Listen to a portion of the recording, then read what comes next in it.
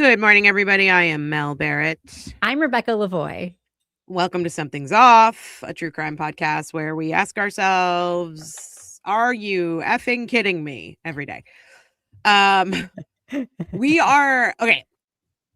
I don't think we planned for this to happen, but we are still going through the Norfolk County FOIA document dump that came from possibly Kyle Sharkey, possibly Emily C., possibly Corey Hopkins, who the fuck knows.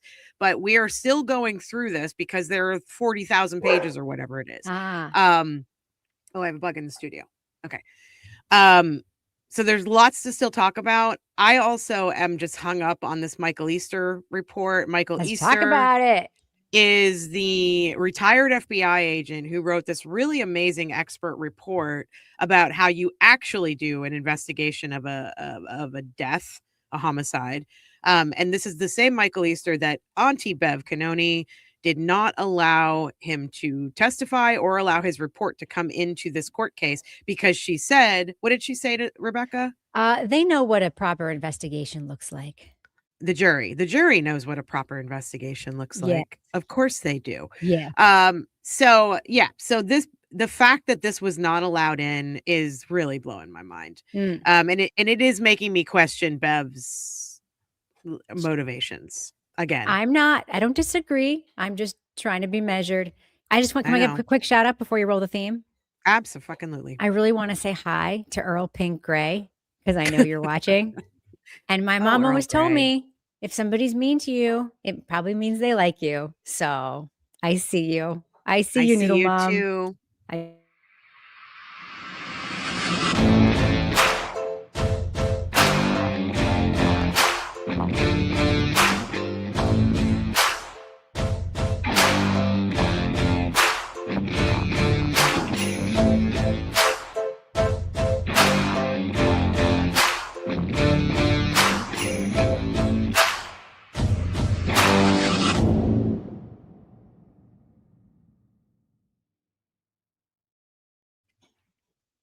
That's my girl.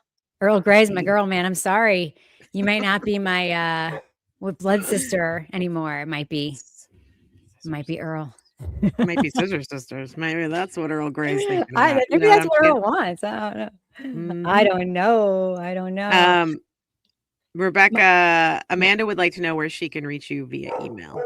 It is, send me a note, crimewriterson@gmail.com. That's the easiest way to reach it. But if you don't want Kevin to see it, because he also sees our Crime Writers on email, but it's okay. He sees all my email anyway. I'm also at reblavoie@gmail.com, which I should probably not say on the internet, but my email address, honestly, it's all over the place. So it's hard to find. Isn't it? It's probably like 20 years old too, right? Oh, older than 20 years old. I'm not going to tell you what Kevin's email address is specifically, but I can tell you he has an AOL email address. The first time you sent me Kevin's email address, I was like, are you serious? He has an AOL address. Oh my God. We used or to Yahoo. I'm like Oscar winners on the You Can't Make This Up podcast. And at the end, he'd have to be like, send me your file. Here's my email address, blah, blah, blah, at AOL.com. Every single one of them would be like, what now? What? Hotmail, Yahoo, AOL. Does he still have the startup disc that we all used to get in the mail, the AOL? He does not have the startup disc. You've got mail. He doesn't do AIMS anymore. Although when we first met in 2007, I think we were aiming when we were first chatting with each other. The sound of Instant Messenger lives in my brain. If I heard that, I'd be like, who's messaging me? The Instant Messenger sound just makes your hair come up. You're like, oh, what's happening? It's sort of like me with my new Garmin watch thing. Every time it vibrates, I'm like, what? And literally, it's just like, rain is going to start in 20 minutes. I'm like, it is? Rain. Your Garmin tells you that rain is going to start. Your Garmin, it sends you all the alerts from your iPhone that you wanted to send. So you can turn on. Look at all these. You can turn off. I know we have a lot of people here this morning. You can turn off some of them. Like I've turned off all the ones from like Slack. I don't even Slack notification. But you know who's going to be on the show on Friday? We're not doing Thursday this week. We're doing Friday because my schedule is you're going to be away in Scotland wearing your kilt with nothing underneath. I'll be wearing a kilt, walking around, and I'm going to have the famous umpire himself, Mr. Sex on Wheels, Kevin Flynn, Gonna be on the show on Friday. There he is. There he so is. excited to come on There the he show. is. Yeah. Are you guys Anyway, gonna I be love that in shirt, Kevin. It's like you're like an 80s like cool kid from high school. Oh, he's got his Vans on. So cool. Anyway, yeah, Where he's gonna is be on he the show on Friday. streaming from? Where is he gonna be streaming from? His office. Oh, okay. we can't make our studio work with StreamYard. Otherwise, we'd both just be down there. But there's just no way. I'm so sad about that. I know. You have We'll that figure it out. perfectly great It's a computer issue. Every person I see on the internet using StreamYard has the same issues we have to varying degrees. Mine seems to be a little worse than some people's, and my studio just can't do it at all. But it's definitely computer stuff. I think it has to do with overheating, memory, whatever. My computer works great with Riverside. Occasionally has glitches. StreamYard, it's like can't do it for 5 minutes. So, again, if you're a millionaire and you want to buy me one of the 2 computers in my Amazon wish list. That I forgot we probably should mention this. So I guess Loophole Lawyer, no one told us this was happening, but Loophole Lawyer replayed a good portion of our feed in his own episode that was like 15 minutes long. That's right. Talking about your Coldplay theory. The Coldplay theory heard around the world. I do wish he had used our names instead of calling us these girls or these ladies. Yes. I do wish. I don't know if that video is going to stay up because he actually used some of the Coldplay song in the video. I know. I'm like, you can't do that. He always does that. He uses those kind of things all the time. You can't unless you're criticizing the song, unless you're specifically saying, here's what I like about this song. It's constructed in this way, and then you play a little bit of it. Then you can do it, but you can't just do it. I just didn't want to. Oh, maybe Noodle Mom will buy me that computer. That would be Noodle Mom seems to have a lot of time. Noodle Mom, Earl Grey, like tweets about. So I never heard of this person before because, of course, I never have. And then I looked at their account because I'm like, who loves me so much that they're creating memes of me?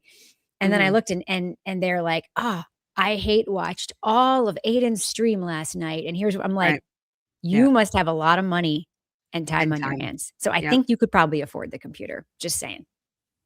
Yep. Yeah. So that was interesting. I mean, hey, great. I like it when people. He's an odd guy, huh? I've never seen him before. Yeah, we've talked about him a bit, but because you've never seen him, you should watch one of the they do like a noon live between he and Sam Beningo. Yeah. If we did a noon live, I'd call it a nooner, just FYI. That's what they call it. Really? That's a sex reference. Yes, because he's like obsessed with women. So okay, he talks about that a lot.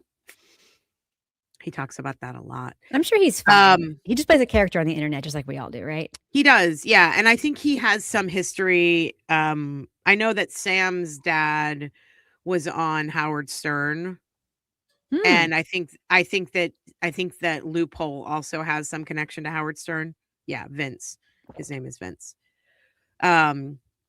So, the thing is, he's been doing this for a bit, with Karen Reed stuff. He has a lot of followers. We did get a few. I mean, we're over, I think we're at 8150 right now for subs, or 8130 for subs. So he definitely, like, a bunch of people came over and subscribed to us because they saw us on Loophole's channel. So, hey, nice. I'm happy about that. I do wish that they, say our names. It's okay. That's okay. I mean, I don't know who anybody is. And I will very often refer to people not know who their names are. So, I think it's fine. Also, our podcast name is right on top of our video. Yeah, but he clips it, I think. So that it's like just our Loophole. Faces. Hook us up, Loophole. Just everybody go over there and tell him, hey, don't forget to mention their names. Who is Sam Beningo's dad who was on the Howard Stern show? If anybody knows, put it on the side, because as everyone here knows, I'm an OG Howard Stern listener. I don't listen as much lately. I do sometimes. The other day he had he had Jack Antonoff on, and I listened to that interview, and then I watched clips of it. Why did you watch Jack Antonoff? Because I want to hear him talk about Taylor Swift. Did you want to hear him talk about Howard Stern is a huge Taylor Swift fan. Howard Stern is a big Swift fan. I understand. I love when he talks about Taylor Swift. He talks about her in a way that is very like in line with my thinking about her, which is not like obsessive. I wish I was Taylor Swift, but is more just like admiring of the talent and the business acumen. But anyway, he linked our stream to his video. They said that's good. Okay, that's good. Did you hear though about Lena Dunham's new memoir and what she said about Jack Antonoff in her memoir? Yeah, I don't care about that. No. I think you should. What did he say about her? Did you read about it? I've read. There's way too much discourse about Lena Dunham's book. I've read so many tweets about it. I'm sure I saw something about Antonoff being a cheater with Fiona Apple or something, or not Fiona Apple, Lord, when she was a teenager, allegedly. Yeah. I don't know. Lena Dunham is not a reliable narrator, in my opinion. No, absolutely not. No, not at all. But if that is the case, I mean, that's gross and also illegal. But yeah, he might be a pedophile. I don't see Lena Dunham as Lena Dunham also in one of her other books admitted to molesting her sister when she was little. So yes, not a reliable narrator, in my opinion. I think she writes things for the. She is, and she also tends to write things for the click value, and like I'm sure she's fine. People who like her seem to really like her, whatever. It's funny. I do think that Girls was better than I remember it being. I've seen a little bit of it since then. It is better than I remember it being, but it's no Insecure, man. Insecure is the best friends as a group. Insecure is one of the best shows ever. Insecure is in my top 5. Mine top 5 as well. What a brilliant the dialogue on that show blew my damn mind every episode. Everybody go watch Insecure. I had forgotten about that until you just mentioned it. I'm like, oh my God, I loved that show so much. The reason I bring it up is when I saw the first episode of Insecure, I'm like, oh, this is what girls wanted to be. Yes, I hated Girls. I was never a Girls fan. But, it's so good. And they landed the plane so well. It ended so beautifully. Remember that montage? I think it was the end of season 2 when she and what's his face broke up, and she had the whole montage where she sort of dreamed about what their life would have been like together. Yeah, it was so beautiful. It was so well done. It's so beautiful. And then when they sort of bookended that with the end of the show, it was like, so. Insecure is on HBO. Someone just asked. Highly recommend. It's Issa Rae's show. And it's the writing. That cast. It's the cast too. The writing. The cast is phenomenal. Yes. The whole gestalt of 4 friends, like it's exactly what it's like so good. It's so good. Anyway. Let me just I want to put it up so everybody can see Issa. She's so friggin' talented. I know. Issa Rae. God. So talented. And I just wish that she got more credit. But yeah, I mean, like, as far as Lena Dunham is concerned, I think she's a very problematic person. This is Insecure. I just did a little Google image search so you guys can see. So, and also, I have zero. Look at this cast. Cast. I've been to LA a few times, and I have zero connection to that place. Insecure makes LA like a character in the show.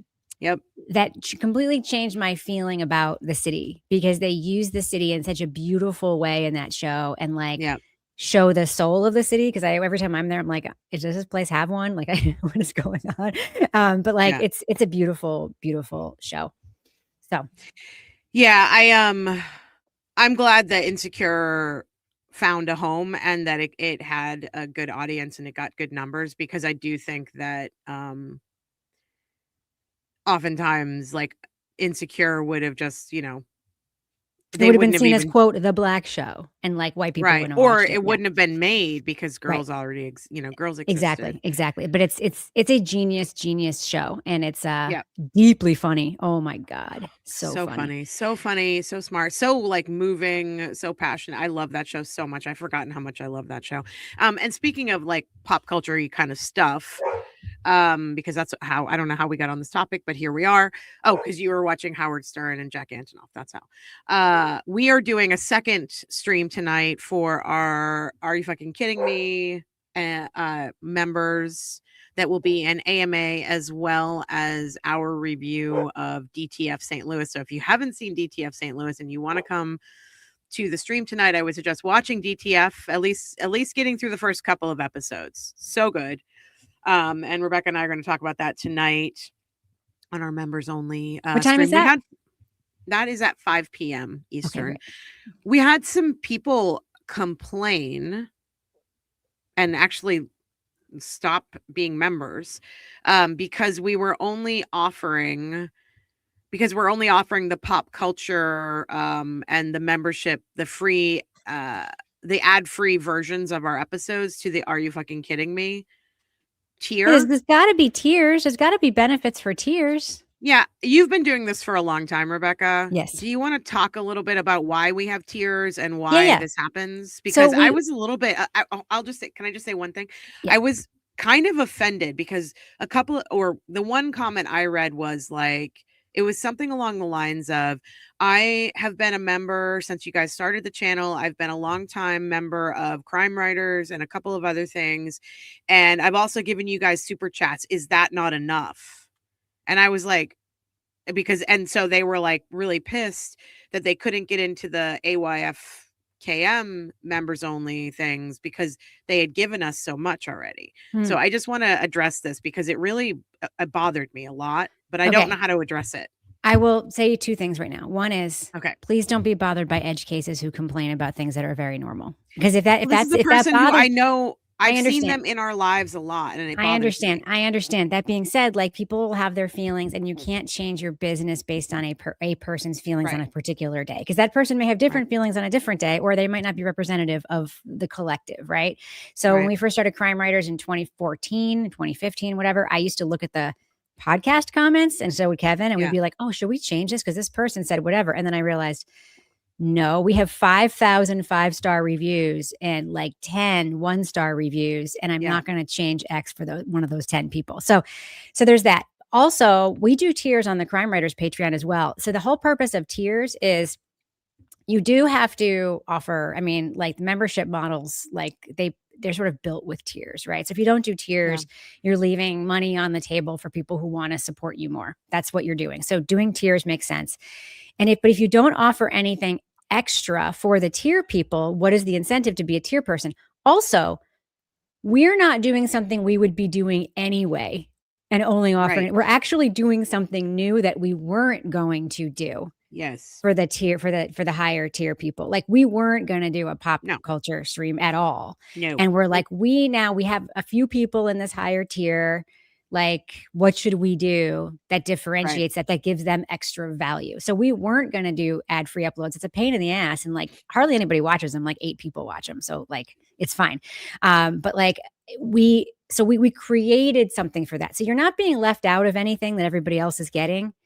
There's actually something different that like we weren't going to do anyway, but now we are just for that. So it's just a business model thing. It's just sort of test levels of engagement. If we find that like that level of engagement works really, really, oh my God, thank you so much, Honey Kid 68, for gifting 5 memberships. That's so exciting. That's amazing, you guys. We're not having this conversation to beg people to be members, but we are. This comment really bothered me. Well, maybe you are.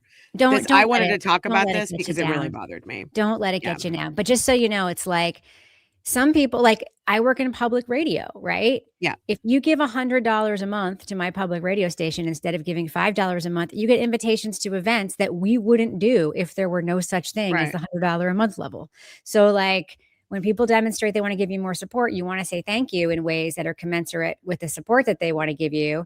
We have, you get a behind the scenes thing at an event, or you get whatever. And this model has been around forever. We're not inventing it. We're not trying to exclude anybody. We're just trying to create a business that sustains the podcast because we love doing it. And we want to give you as much as we possibly can in the time we have. We also, by the way, always want to leave you wanting more, because that's also part of making a good podcast. Anyway, so I apologize to that person for feeling left out, but I promise you're not missing something you would have gotten anyway. You're missing something that we're only making because some people have demonstrated that they're interested in being members at the extra $2 a month. So yeah. That's my spiel. Anyway, I just wanted to bring it up because we're doing the members only. That's our first one, the pop culture AMA tonight at 5 p.m. So yeah, I was just like, man, because I recognized the person and I was like, that is too bad that they feel that way. Yeah, it kind of like bothered me, but I knew we weren't going to change anything, but I'm like, why would you feel that way? That was my question to myself. Like, why would you feel like, isn't that enough? Haven't I done enough? And I'm like, we're not trying to say anybody, like, we're not trying to say you haven't done enough. We're, like you said, we're trying to offer something because other people have, asked for it or whatever. So stick with your big heart, Mel, says Sam. I completely agree with this. The only reason I have a thicker skin here is because I've gotten so many. And and it's not that I don't care. It's that I understand where it's coming from, but I also understand that, like, when we get bigger, which I believe we will, when we become more successful, which I honestly believe we will, I think that we could hit like 25,000 subscribers. We're going to be getting a lot more complaints. So I think I'm just very accustomed to it because I've been doing it for so long. It's always, always good to respond. I respond to just about every single email I ever get sent, and I get many, many emails every week. I got a long one the other day about something I said on this show related to the Amazon list. And I'm like, I have to respond to this. I understand this person is just like writing in good faith. They have questions. And I'm like, A, it's aspirational and silly. B, we did talk about the fact that I did lose a big chunk of my income just now. And this is my cathartic way to respond to that. It's just like my fun way to respond to that. Yeah. So like, I don't want to like out the person and what they said, but like, I really appreciated them sending the email. If someone takes the time to express thoughts, I'm always happy to respond to them. It doesn't mean they're always going to love or like what I say would be exactly what they wish I would say. Although I think this person felt heard. So I do think that people it's interesting because I've started noticing it more now that we have more subscribers and we have more people like sharing the content and stuff like that. People get very upset when you are like, hey, we made an Amazon wish list. So if you feel inclined and you can do that, great. Leave us a tip. Like when we say things like that and obviously it falls under the grifting, whatever, people get really upset when you grift. And it's like, how are you expecting us to keep making this if we don't make money? I want to respond to Emily Anderson. I just sent out 102 envelopes. They're being picked up today by my mail person. I am completely caught up on the new sticker spreadsheet. So if you remember, then you haven't received a sticker, wait a few days. If you don't get it, then put your name on the spreadsheet again. I have about 100 left stickers. And then I may have to retire the sticker game. We may be offering the stickers for sale instead in our store because I spent a lot of time this weekend doing it. And I love doing it. But I almost missed all of my husband's baseball game because I was doing the stickers. And when we had 50 members, it was a lot easier. Now that we have hundreds, it's a little more challenging, and it's expensive because I buy the stickers. So, but anyway, yes, you are getting a sticker. And also there was one person who, I know what I wanted to do. We have so many good comments on the spreadsheet that we should read from people. They're so good.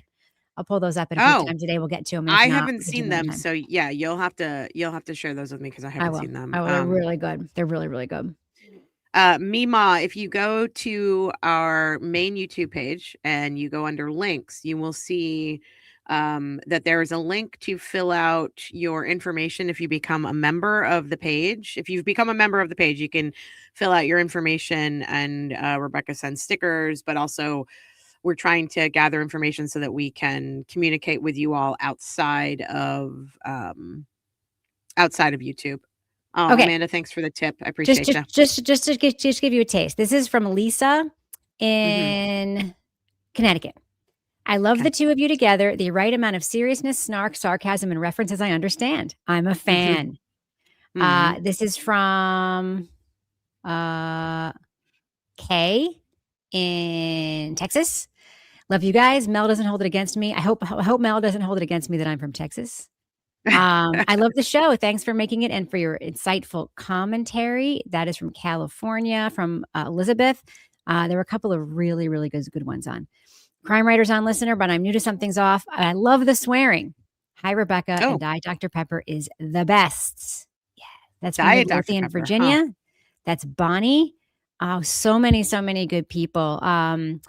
Somebody asked why I stopped posting the audio on Patreon for Crime Writers on. I didn't. I just wasn't selecting the right option on the back end. So that's fixed now. So you will be getting the audio from this podcast on your Crime Writers on. Somebody got a whack job t-shirt. You two are absolutely amazing together. Love your content. That's from Enfield, Connecticut, from Sean. Oh, hi, Sean. Oh, hi, Sean. A private comment, some private ones. I'll send you the spreadsheets that you can read this. But this is a good one. Here's a really good one. This is from Cindy from Florida.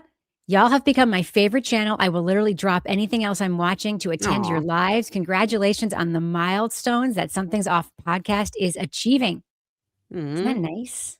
Oh, look, 4 more Yes, I'm people not. have signed up since I sent the stickers today. So I will be sending these out later today.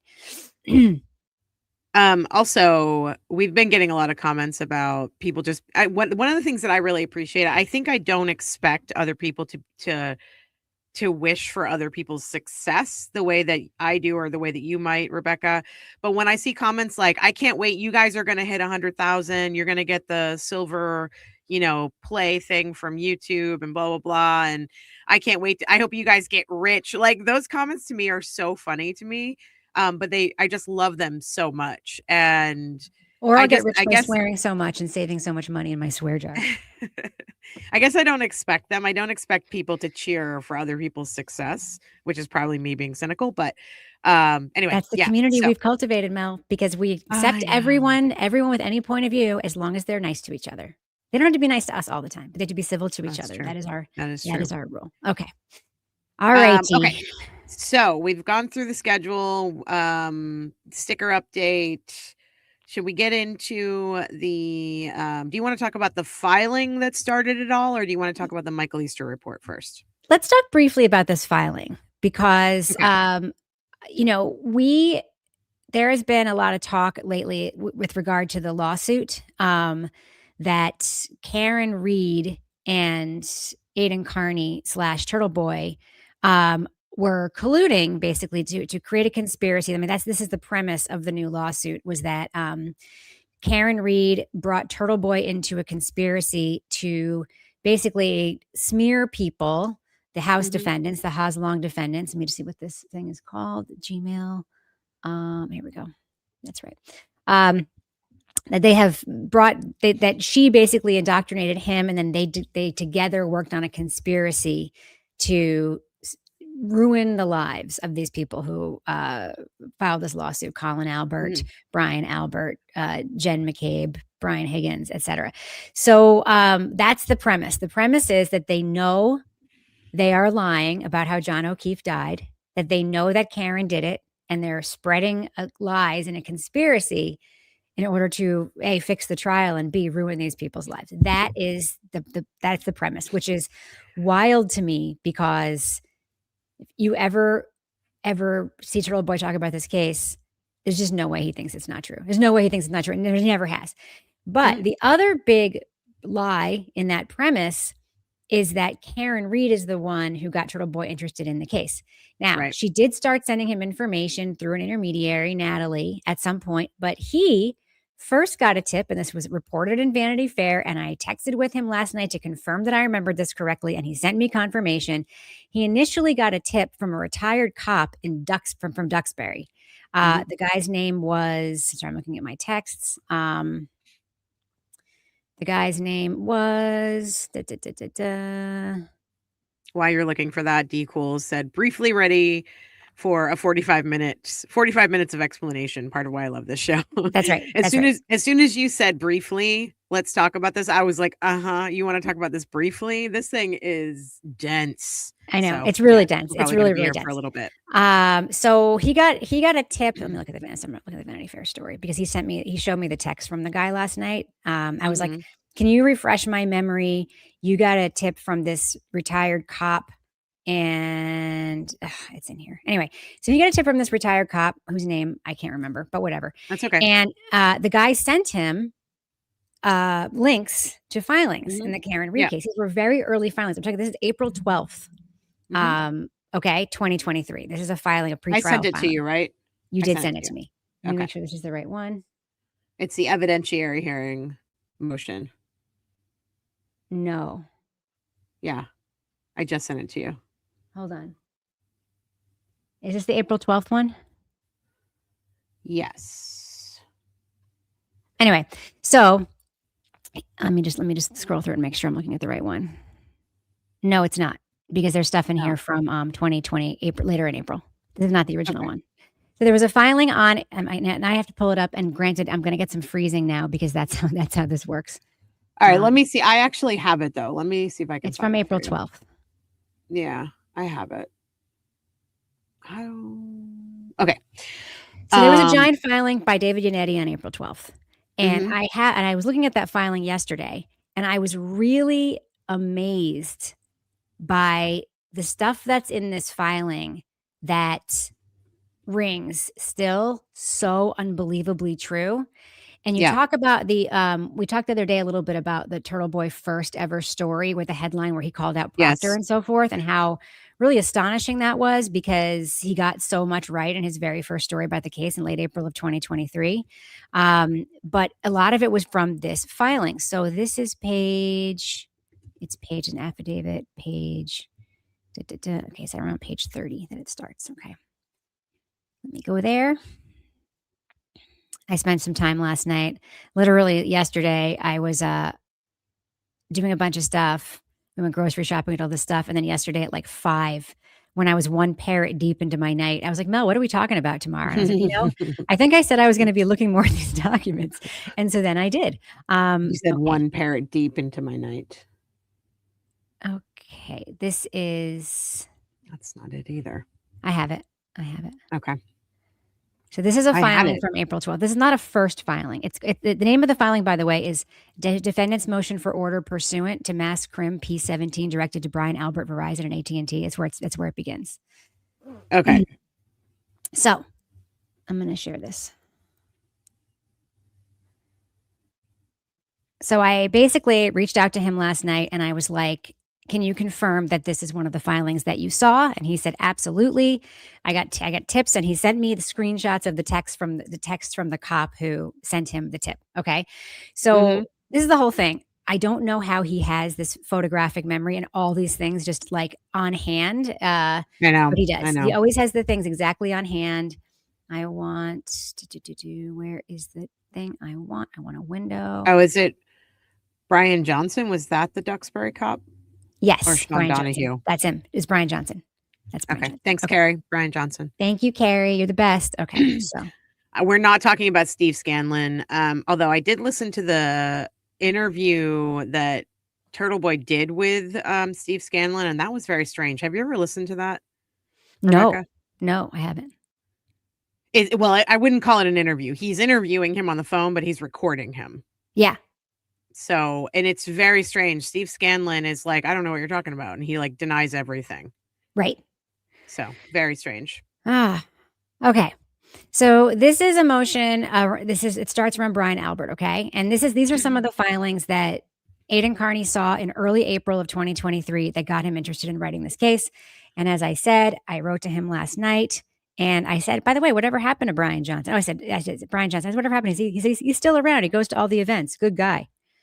So apparently Brian Johnson has no problem being outed as the person who did this. So in case you're wondering. Why would he? He didn't do, he's he didn't do anything wrong. The right side of basically history. His text, like one of his texts said, because I have the screenshots, one of them said, one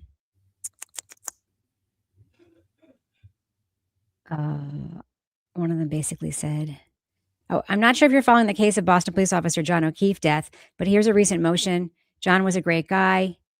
His sister passed away, adopted his niece. My sources tell me Brian Albert, a Boston police officer, is a loose cannon. His dog mysteriously disappeared and he's since sold his house. It looks to me like the girlfriend was set up. Something's not right. Wow, that came from another cop.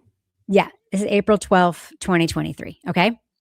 Anyway, so in case you wonder whether or not that's true, it is true. I've seen a screenshot of the text. And as we all know, Aidan has a lot of talents, and one of them is not creating fake computer files in order to do things. Okay. So they're basically looking for the production of all cell phones in possession of Brian Albert used between January 8th, 2022 and the present, so that defense expert Richard Green might conduct a forensic examination. Okay. So this is the stuff they want. They want Verizon. They want the phones. And okay. This is basically a motion. This is a motion to ask for an evidentiary hearing. Correct. And it includes a layout of the whole case that the defense had at this point in April of 2023. This is a year before trial one. This is right after Alan Jackson came on the team. Correct. And this is before TurtleBoy wrote his first story about right before. Can't cover up part one. Right. So the introduction begins. Number 1 is how long to die in cold. Yeah. New revelations from Jennifer McCabe's cell phone must reverse the trajectory of this case. Evidence obtained from analysis of the complete forensic images of Jennifer McCabe's phone with the Massachusetts State Police and Norfolk County DA's office withheld from the defense for more than a year. exculpates Ms. Reed and decisively implicates Jennifer McCabe and Brian Albert in the murder of John O'Keefe. So here are the facts of the case. They talk about the Green finding that search. And then supporting facts, Miss Reed stands, blah, blah, blah, blah, blah. Miss O'Keefe was found unresponsive in the early mornings.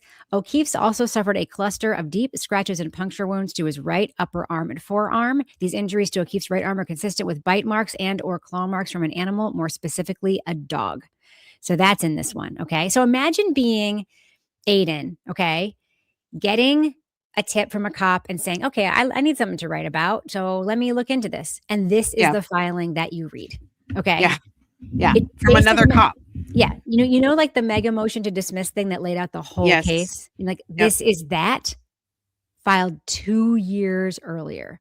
So for anybody who sort of wants to say that this story evolved over time, Karen and Aidan created the story together and added details. No, this was all there, there.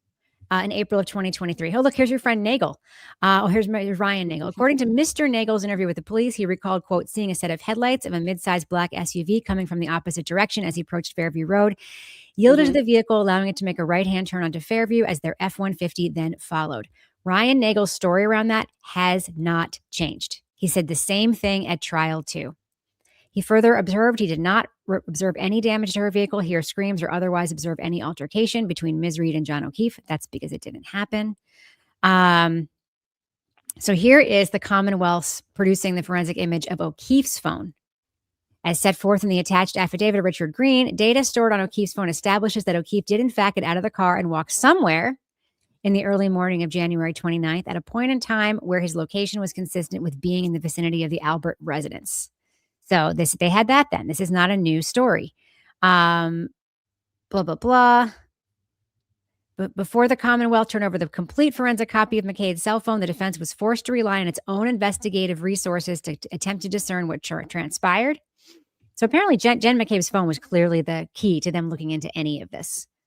What I find interesting too about this filing is that there's a lot of missing data on the side of the Massachusetts State Police in Canton, and that includes like Nick Guarino's. His initial extraction report entirely omits Jen McCabe's web search history. It's right here. And Jen also allegedly deleted 18 call entries from that morning, including a 6:23 a.m. call to her brother-in-law, Brian Albert. She also deleted a screenshot of Brian Albert's contact information, which we all know that part. Uncle Brian. And then the idea that the Apple Health data, they already knew that John was walking, he took 80 steps and he climbed the equivalent of 3 floors between 12:21 a.m. and 12:24. 12:32. I don't think that was him. 12:21. I have 12:21 and 12:24. It says here that hold on. It says, actually, that's up here. Blah, blah, blah, blah, blah. It says in support of this motion, Ms. Reed further noted that data from the Apple Health applications on Officer O'Keefe's iPhone shows that he took 80 steps and climbed the equivalent of 3 floors between 12:21 a.m. and 12:24 a.m. Given that Officer O'Keefe's cell phone pinged in the location of 34 Fairview Road at 12:19, Ms. Reed asserted in her motion that this data confirms that Officer O'Keefe entered Mr. Albert's residence. Right. Okay. So, 12:20. But that falls in line. Remember when you were talking about your Coldplay theory? Here it says between 12:21. Look what it says here. Between 12:31 and 12:32 a.m. Apple Health again recorded O'Keefe taking 36 steps with no elevation. That's this one. I'm sorry. That's a different one. Yeah. I don't think that was him. This one right here though, about him walking, going into the house and taking 3 flights. 80 steps, climbed the equivalent of 3 floors. That information continued. They kept that information because that was right. 80 steps toward the house. Mm-hmm. I don't know if he went up 3 flights of stairs, but I do know that something happened to him between 12:21 and 12:24. Yes. And that's what we've all been. I think that a lot of us, you and I, are falling on the side of 12:21 being the time that he is that what you were they positing? arrived. Now, some people dispute that time for some reason. I haven't seen anything compelling that tells me they did not arrive at some people say that they arrived at 12:24. So it's those two times that we all sort of agree on. Sometime between 12:21 and 12:24 is when he got out of the car. The problem with the 12:24 arrival is that that's what people use to put those 3 flights of stairs and the motion in the car. Yes. And that did not happen. So, because they don't want him to have walked at 12:21 because that means he wasn't in her car at 12:21, which is when they say the steps were recorded. So this is what you were just mentioning. Notably, Trooper Guarino's full file system Cellbrite extraction report of Jennifer McCabe's iPhone 11 failed to show any search history information entered by Ms. McCabe on January 29, 2022, including her incriminating 227 search for Has Long to Die in Cold. So Guarino just didn't have that stuff in his report. I wonder why. The same reason he didn't have it in the Sandra Birchmore report when he all of a sudden didn't have 40,000 messages between Farwell and Birchmore. I mean, Nick Guarino needs to answer some questions for some of the work that he's done. This is really ridiculous. Like 2 major cases, 2 murder investigations, and Nick Guarino is hiding tech data. Yep. Or saying it doesn't matter. Or saying it doesn't exist or whatever he might be saying. I mean, it's with Birchmore, he saw it and didn't clock it and said it didn't matter. Pretty much. So this is interesting. Green also pointed out that McCabe didn't drive directly home with her husband as she initially claimed. I didn't realize she had initially claimed that she drove directly home with him, but I guess she did in her report, in her interview with Proctor. Instead, the McCabes made the executive decision at 2 a.m. in a snowstorm to drop off 2 of Brian Albert Jr.'s friends who were in attendance at the party, Julie Nagel and Sarah Levinson, passing O'Keefe's residence at One Meadows on their way home. The McCabes clearly wanted to know whether Ms. Reed would be home to notice if and when O'Keefe failed to return home that morning, or if that privilege would be left to his 2 adopted children. It's interesting. I didn't realize that she had left out driving those 2 people home in her initial report, but I guess she did. Let's see. Okay. At 2:27 that morning, after making it safely home and climbing the stairs to the privacy of her bedroom, the first and only misinformation Ms. McCabe desperately needed to Google was How's Long to Die in Cold. Now, I just want to clarify the word Google here because I think that this has been an issue. I think that I assumed that she was literally Googling. I believe what she was doing was using Safari, which does have a Google engine behind it, but she was not going to google.com and then Googling that. And I guess there's a difference there about how records can be obtained. Apple would be apparently who you would need to get them from for that search. It's unclear to me. There's just been some sort of dispute about that recently, but okay. So overly helpful. I'm sorry, just to interrupt really quickly. We just have a bunch of people coming in from Aidan's bus stop. So I just wanted to say Aidan's bus stop people. We're talking about him right now. Thank you so much for being here. We're talking about TB right now. So we're talking about him. Wait, was it a real bus stop though, or a fake bus stop? I think it was a fake bus stop. Aren't all of them fake? They are. Yeah. And maybe I texted him this morning as a follow-up to my questions about this stuff last night that I sent him, and told him that if he really wants to take his daughter to a cosmetic store, apparently he opened a Sephora account this weekend so he could get his daughter a bunch of stuff. I'm an Ulta girl myself. I find Ulta has a better selection. Sephора's fun, but Sephora is bougie compared to Ulta. I mean, Ulta's bougie too, but I like Ulta better. Okay. Here's some stuff about them. Nicole and the 607 and 608 call, both of which were answered by someone and subsequently deleted. See, this is what I love. This is when I read this, I'm like, there's stuff here that we have since gleaned that's like, oh, we're so smart. But they knew it all along, right? So the McCabe made 2 calls to her sister, Nicole Albert's cell phone, aka Coco, at 607 and 608, both of which were answered by someone and subsequently deleted. They don't say Nicole. They say someone. Remember how... Well, because I'm starting to think that maybe Nicole didn't answer the phone. It was probably Brian. She very comfortably and confidently say, I never spoke to my sister, Nicole. Exactly. And they didn't ask the follow-up question, were you instead speaking to your brother-in-law, Albert? Or Brian? Right. Because I don't think they were thinking along those lines. Because it just I don't think anybody was really understanding how fully Brian Albert more than likely, in my opinion, was the like sort of mastermind of this whole thing. Right. Like, he's the one who was pulling the strings. He was the quarterback, and he gave everyone assignments. Like Matt had to deal with one certain thing. Jen had to deal with the people. Like she was, had to deal with Carrie. Like all that stuff. He probably was like, Higgins, you need to get over to the station and you need to get this shit and you need to do this stuff. You know what I mean? And so with Jen calling her sister and then also deleting contact information for Brian and deleting calls and searches and things like that. Yeah, I think that they had like that sort of plausible deniability. They were both able to say, I never spoke with my sister that morning. I never spoke to my sister. They both can say that and not be lying. I just got a very funny notification on my watch that says, take a moment to breathe because my heart rate is so high right now. Oh, damn. Slow down, Rebecca. I'm real mad. Okay. So 623 makes an outgoing call to her brother-in-law, Brian Albert, which he doesn't answer, and then subsequently deletes the record of that call. Less than a minute after failing to reach Brian Albert, Jen McCabe begins panicking and opens an article in her Safari application by Healthline entitled, How Long Does It Take to Digest Food? What an unbelievably odd and incriminating thing to search immediately upon finding a dead body. Significantly, the presence of food particles in a decedent's stomach and upper small intestine serve as a source of information for pathologists in calculating time of death. Now, this didn't come up later, but I just think it's funny that it's in here. I don't know what it means. I don't know if that article just came up because she looked for how long to die in cold and how long to digest food was what popped up in the search. But the bottom line is, I guess she clicked on the link. So here's her. In her sloppy attempt to cover up her incriminating Google search on February 1st, 2022, in a transparent and unsuccessful effort to conceal her own criminality and blame it on Ms. Reed, Ms. McCabe inexplicably tells police for the first time that while she was seated alone with Ms. Reed together in a car after law enforcement arrived on the scene, we prayed the Our Father together.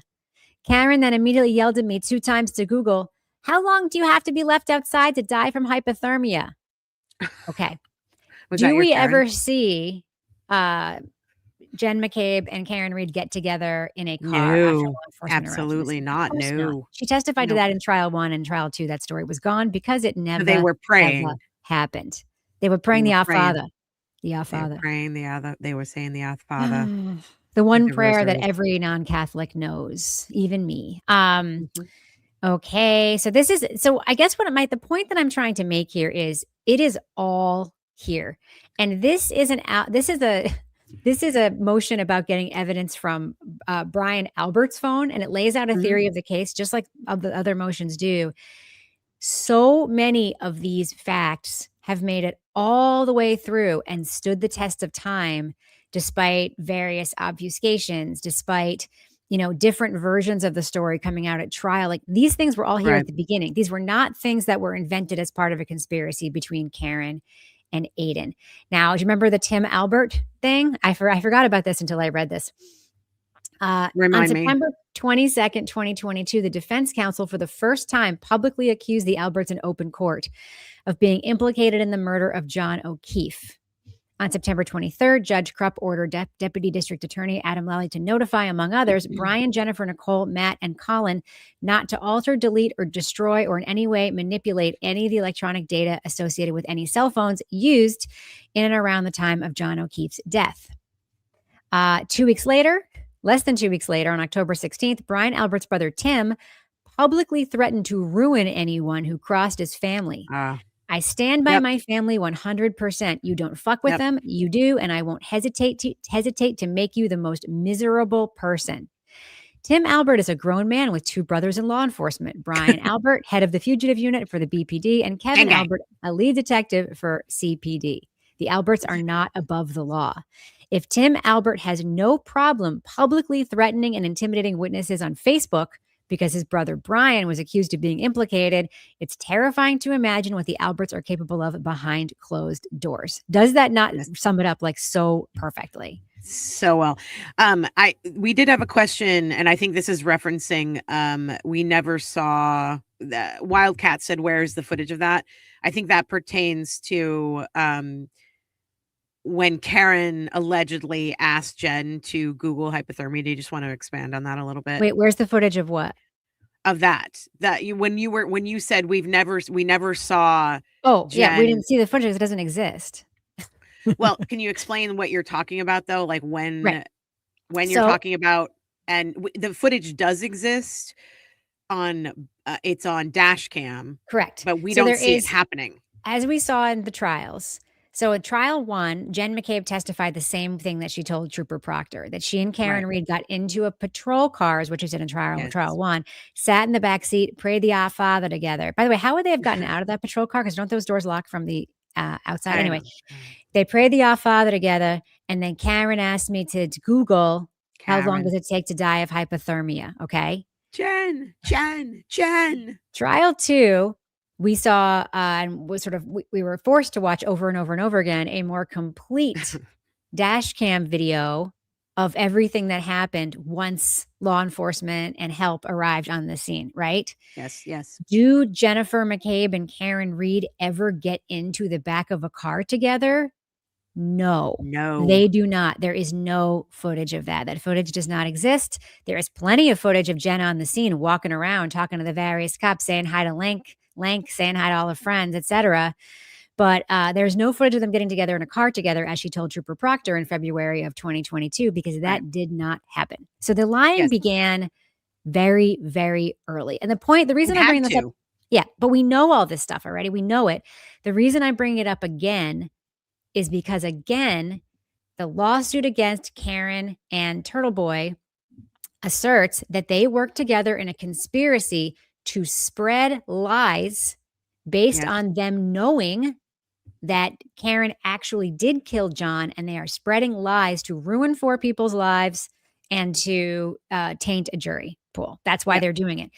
Agreed. Everything that they say that TurtleBoy got from Karen Reed was already in this filing that he received from this guy, Brian Johnson, on April 12th of 2023. And he began writing about the case in late April 2023. And the reason I'm going through it is not because I think you guys don't know this. It's because they are saying Karen told him this stuff, which made him the propagandist in the conspiracy with her. She did not tell him. He again sent me the screenshots of Brian Johnson sending him the links to this on April 12th. And so there it is. I mean, this is where he got it. And there's proof as to where he got it. He still has the text from the dude from April of 2023. And it did not come from Karen. I believe that Karen did send him lots of information upon his request, and because she knew she had the jackpot, because she had a guy who actually was telling her story. Mm-hmm. But this is not where he got it from, including, by the way, them selling their house. So here's it was part of the evidence that they put in the affidavit. Here's the Zillow listing of their home, which, by the way, is here. I looked at it last night.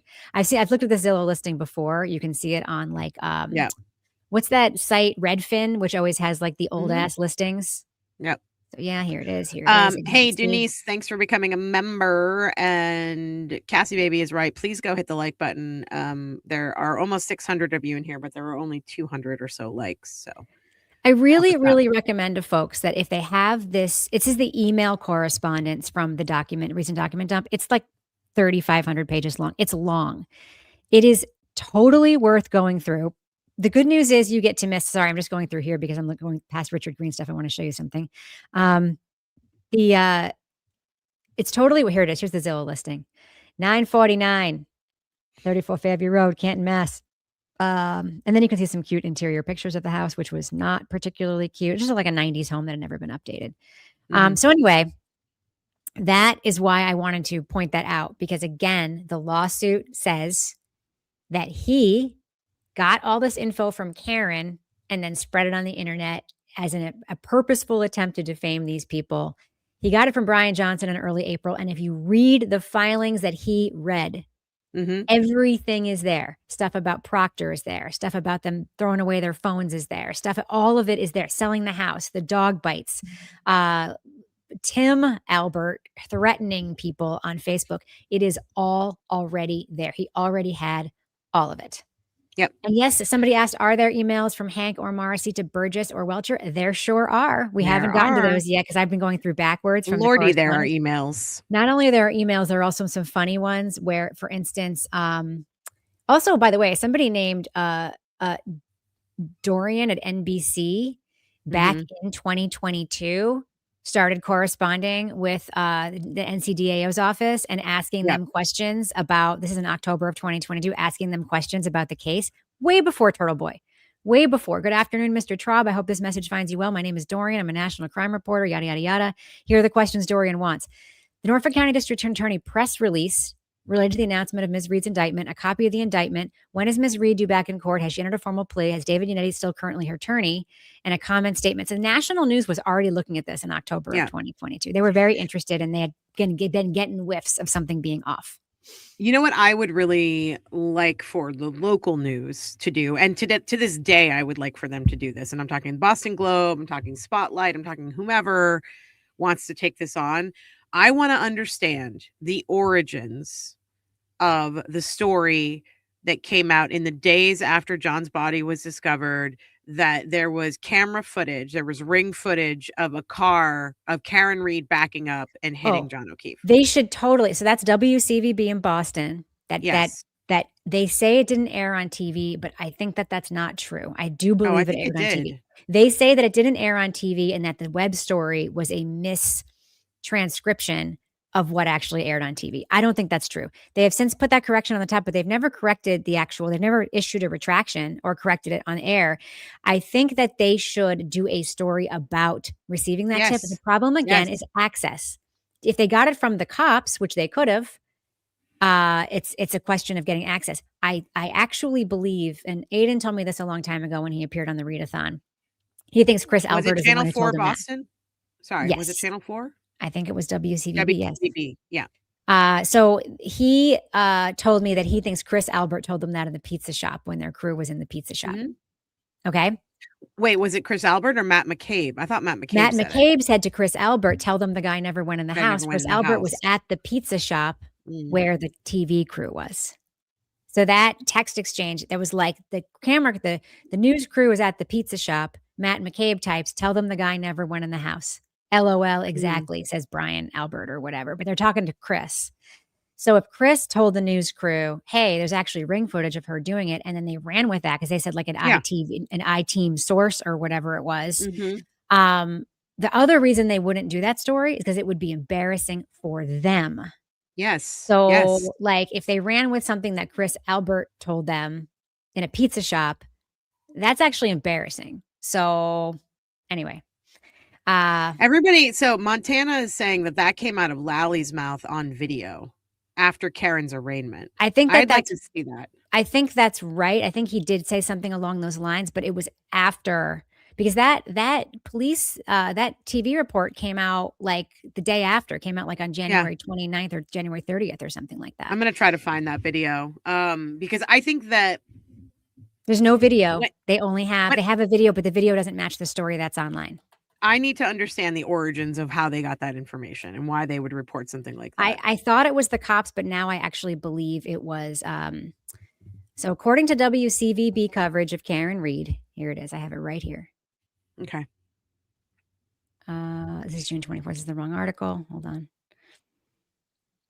I've tweeted them about this so many times. Like, maybe we should start a campaign to start like really hitting them on Twitter with asking them these questions, because if they hadn't reported that, this might have been a very different story from the get-go. And there might not have been any kind of, like, the public may not have been behind or believing that Karen Reed was responsible from the get-go because of that story, you know?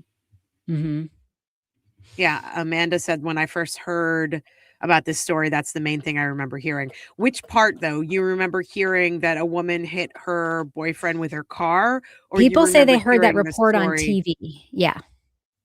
Or do you remember hearing that the story was put out and was wrong? Is that what you remember, Amanda? Hold on a second. David Wade owes Karen Reed a huge public apology. The links are somewhere in the big ass document dump. There are 2 links, one from CBS that is broken and one that I posted Here, I above got it. from Daily I got Mail. it. You got it? Okay. May. Hold on one second. Okay, here we go. Can you share it? Yes, I can. This was updated in May of 2024, but this is not when it was put out. Okay, so share. Oh, you got to take the other one off first. I know. I'm doing it. I know, I've learned. Share screen. I'm having fewer interruptions today. I don't want to jinx it, but I did reroute a bunch of my wires through my hub instead of having, you haven't just really. As I said that. Just as I said that, you froze. I should have known better. What was I thinking saying that out loud? Hey, Chicago, I have this question too. Chicago, Marie said, dumb question. It's not a dumb question. If the feds reopen the case, do you think they have the capability to recover ring camera footage from the neighbors? Surely there is some FBI captured the footage for Nancy Guthrie. I think they would have it, but I think some companies, there's like a statute of limitations on it. And that's my fear here.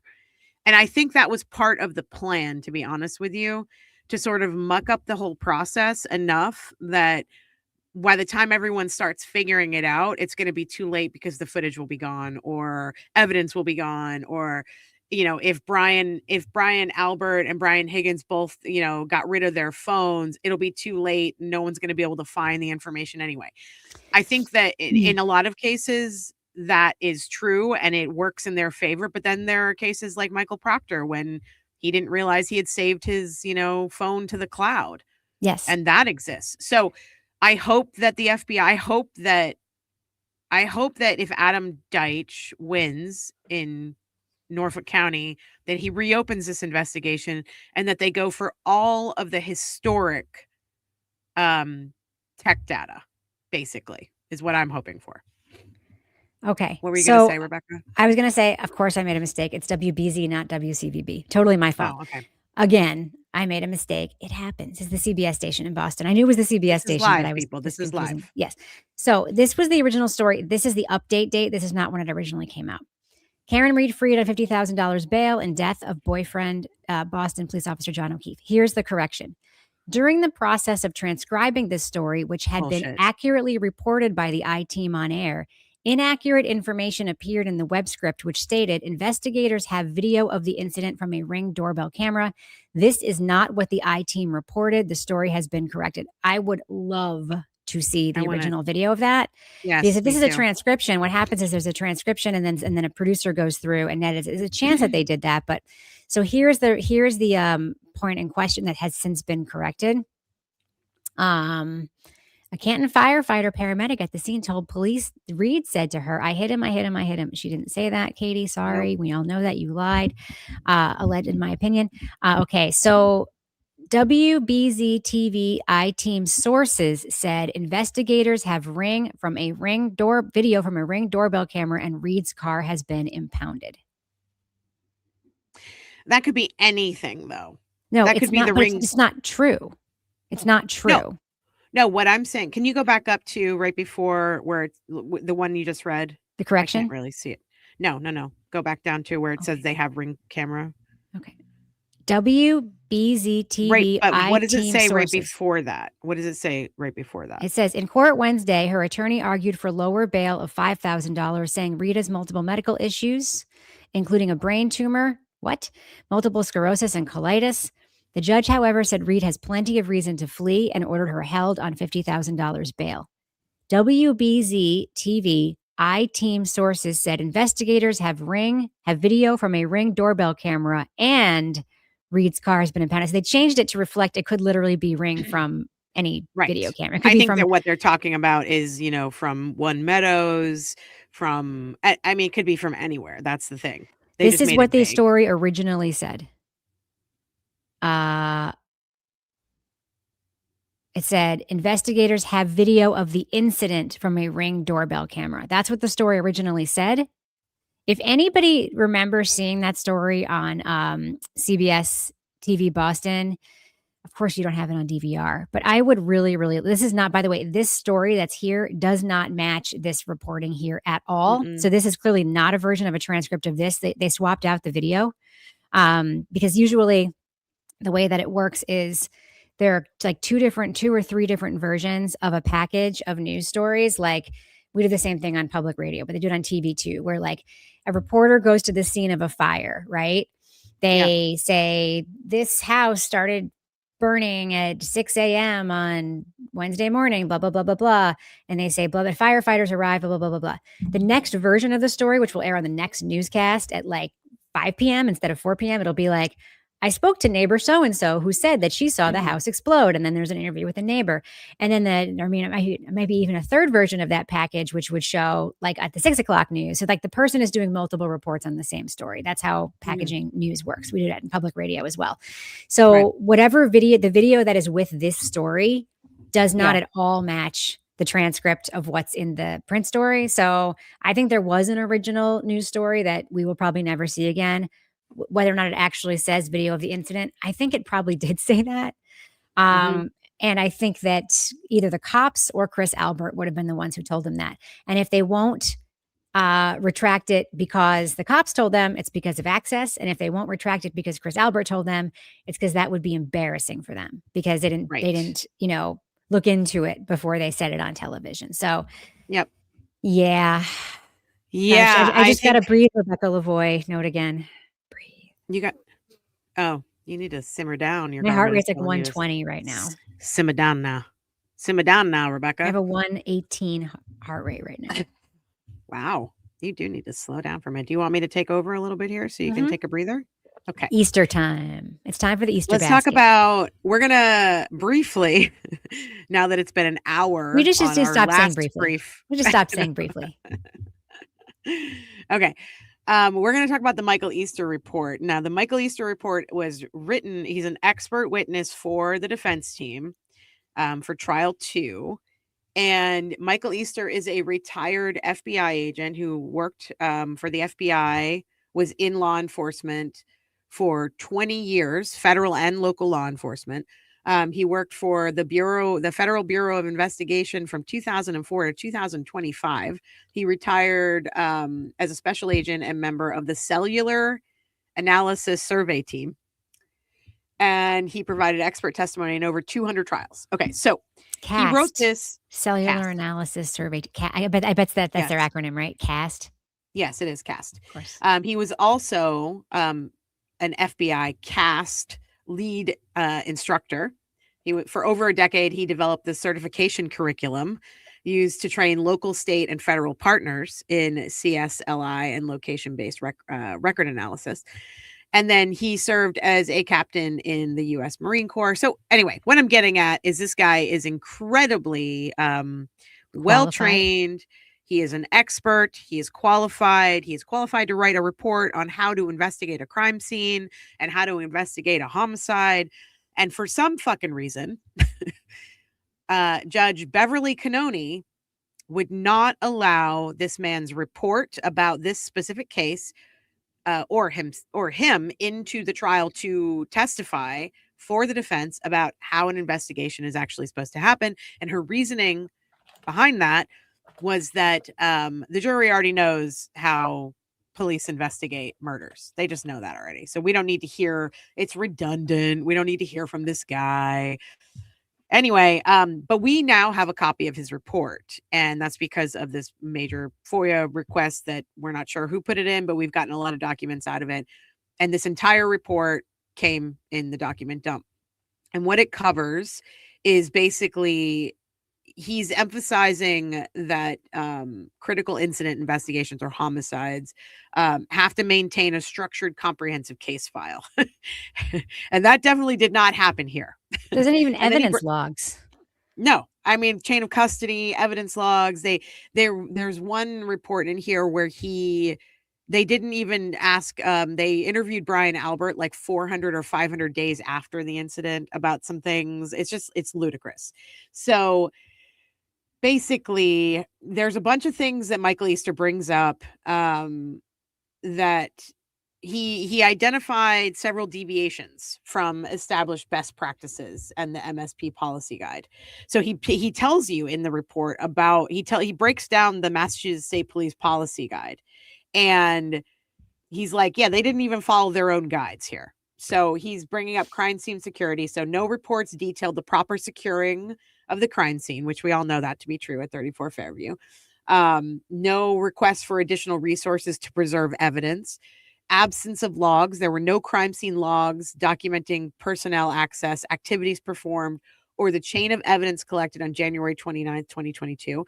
Witness separation. Some of these things they do seem basic, which I guess if Canoni's like, yeah, they all know how a crime scene should work. They all know.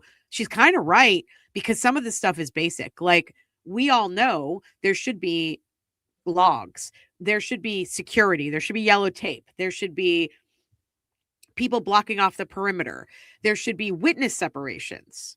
Contrary to protocol, witnesses and potential subjects were allowed to congregate and share information, Jen McCabe and Carrie Roberts, which may have influenced their recollections. You think?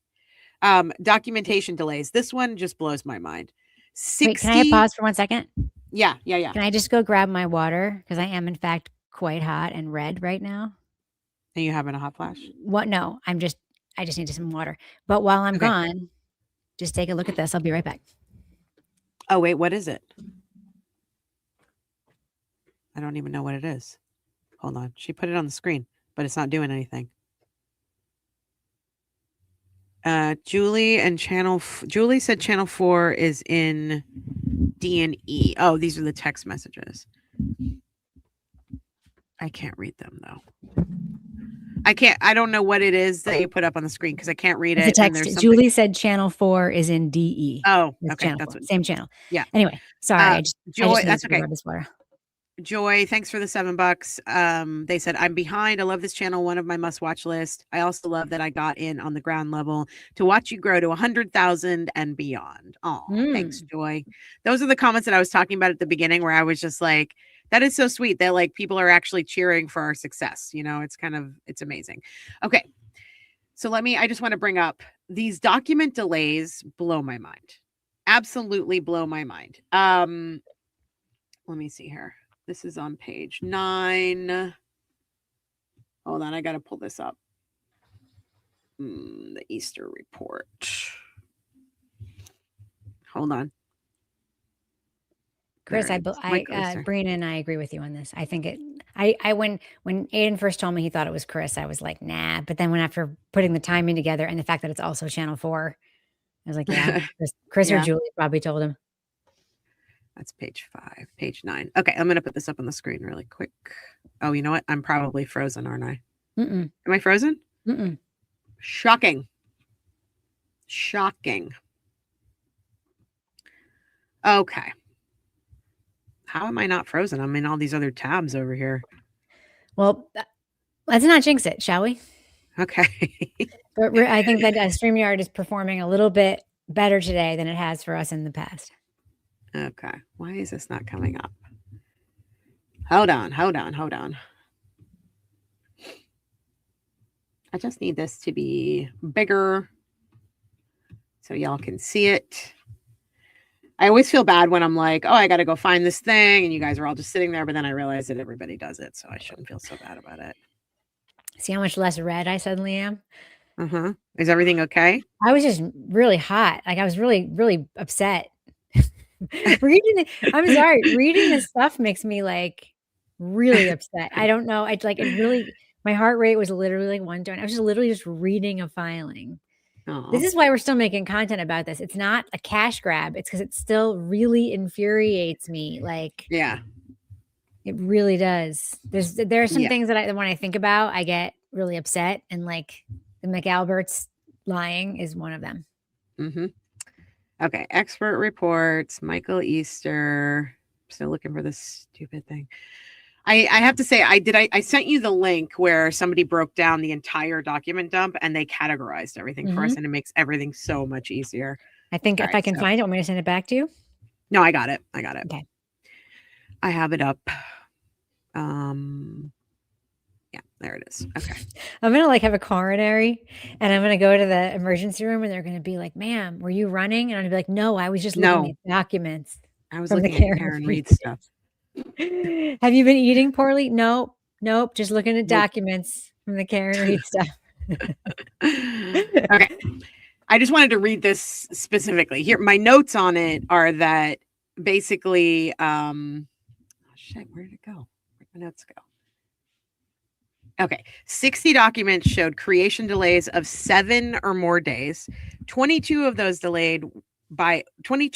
were delayed by over 100 days. That's right. And then, for example, one Massachusetts State Police report regarding Brian Albert was authored 571 days after the activity.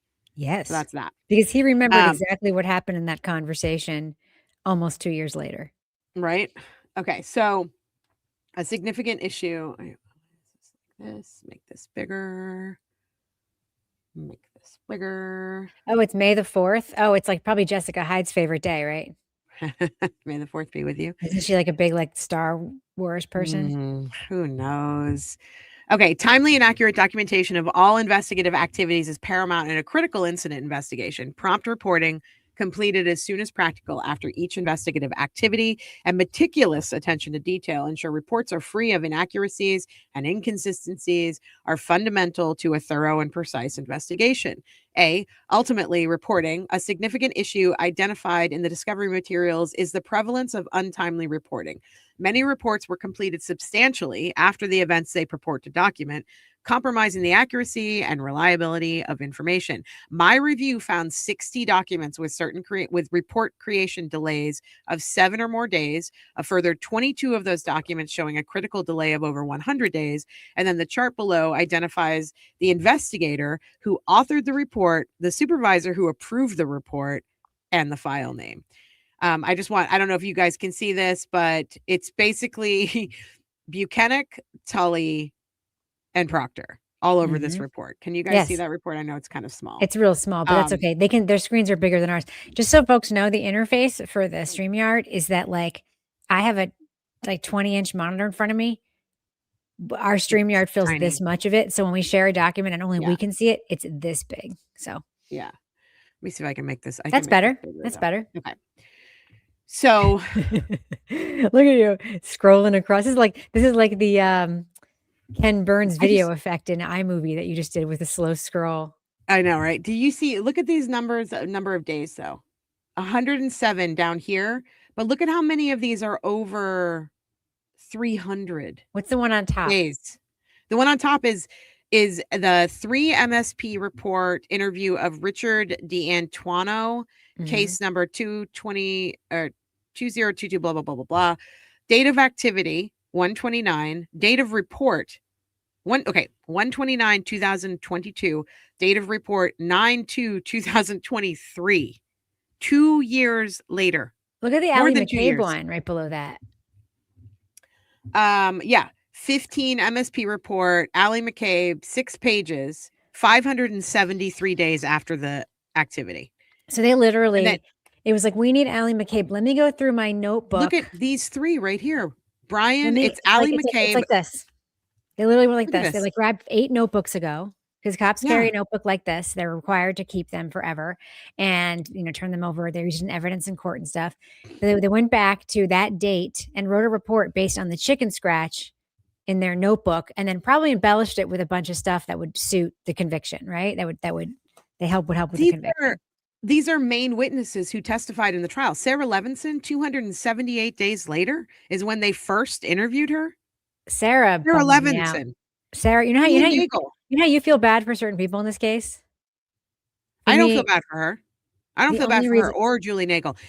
No, because I think that they were involved. When I see Julie Nagel sitting outside of D&E Pizza and harassing TurtleBoy the way that they were all harassing him outside of D&E Pizza that day when Jill Daniels showed up and acted like a crazy fool, Julie Nagel is sitting there trying to be one of the boys. I don't feel bad for either Sarah Levinson or Julie Nagel. I think that they wanted to be as popular as they could be. Yeah. And I don't. I mean, but look, Julie Nagel, they didn't even interview her for 256 days. What? I love how TC Nerd is always like coming after me for minutia. Yes, I know cops don't use spiral notebooks. This was a demonstration. This is the notebook I happen to have next to me. Love you, but seriously, come on now. And the reason they're not allowed to use spiral notebooks is because they can just do this. And there's no evidence of a page having been there. FYI, in case you're wondering, I did know that. Okay. Back to Michael Easter's report. There were some other major things that kind of stuck out to me, and that is the digital evidence collection shortcomings. So he is highlighting in this report significant oversights regarding key individuals, mainly Jennifer McCabe, ATF agent Brian Higgins, and government tracking. So Jennifer McCabe, investigators relied on forensic extraction of her device. This is what gets me. And this is why I hope that this case is reopened, because this is something that they actually can go after if it still exists. And I hope it does. They relied on a forensic extraction of her device rather than obtaining historical cell phone records. They did the same thing with Brian Higgins, and they did the same thing, I believe, with there's somebody else, and I can't remember who it is. But anyway, so they relied on forensic extraction as opposed to obtaining historical cell phone records. Historical records would have accurately established the time and location of searches like Hoslong to Die. All they had to do was subpoena Google the same way they subpoenaed Google for the fence data, the geofencing. Yes. I don't understand why didn't they subpoena Google? What's your opinion on that, Rebecca? You want my real opinion? I do. Of course I do. We don't know that they didn't. We just know that there's no evidence they did. We should know. Well, you're right. Although it was. Do you hear what I'm saying? I do hear what you're saying. But if it was requested in both Discovery and FOIA, they are now breaking the law. Breaking the law. I'm just saying. There's two explanations. One is they didn't want to because they didn't think it would get them anything that would be good for them. Okay. Mm-hmm. Mm-hmm. So there's a world in which they didn't do it because they knew it would be bad and provide exculpatory information for Karen Reed. There's another world in which, I'm not saying they did this, but I'm saying this has happened in other cases that have then later been overturned by higher courts. That perhaps they did and did not disclose they did, which of course would be a Brady violation, but they have committed other Brady violations in this case. Yes. Such as withholding the videos from that should have been released to the defense for trial one that the defense didn't see until October of 2024 after trial one. And does anybody here believe that they don't have more video that they didn't disclose? Does anybody believe that? No. Gifted 10 memberships, Patty Ann. I know. Amazing. Thanks, Patty. That's amazing. Thank you. I understand what you're saying. I do hope that's why I want them to reopen the case. That's why I want them to reinvest. That's why I want Adam Deitch to win and reopen this investigation, because I want to find out the actual extent of the corruption here. Let me hold on a second. Page. And for those wondering, 12. Brady refers to a case, Brady versus Maryland, Supreme Court case, in which the court ruled that the prosecution has to turn over any exculpatory evidence to the defense. And that is called Brady material.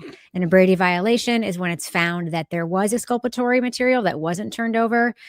Great case in a case that happened in a very egregious way was the Adnan Syed case. Yes. Okay. This one is huge to me. They identifying witnesses. This is from Michael Easter's report again. Identifying witnesses versus suspects. They called all of these people witnesses instead of calling them suspects. Correct. It should have all been suspects until they had been cleared as suspects, and then they become witnesses. Correct. They never once called these people suspects. They only called them witnesses. So in the initial stages, I'm going to read this. In the initial stages of a critical incident investigation, identifying all potential witnesses and suspects is crucial. Establishing a list of individuals who interacted with the victim in the hours preceding their death is best practice. A person of interest list enables the lead investigator to prioritize investigative actions, aiming to either eliminate individuals as suspects or continue their investigation. Prematurely excluding potential suspects can lead to the loss of critical evidence, hindering the ability to establish guilt or innocence. And that is exactly what they did. And they did it, in my opinion, on purpose in this case. You know what has struck me? Like at the very beginning, when I first started reading about this case before I did the interview about it, which is what got me into this and got me all hot and bothered to begin with, is that if their theory really was that he got hit by a car, imagine a world in which they actually thought that that could be what happened. Sure. Why only her car?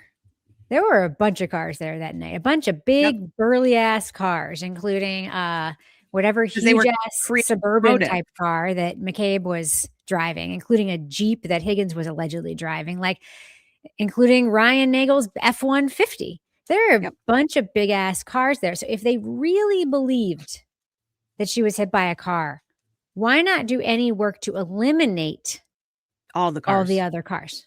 Yeah. Because they did not believe she was hit by a car. That's why. Right. They were looking for a motive and they were trying to blame it on the easiest person to blame it on. And that was a drunk Karen Reed. So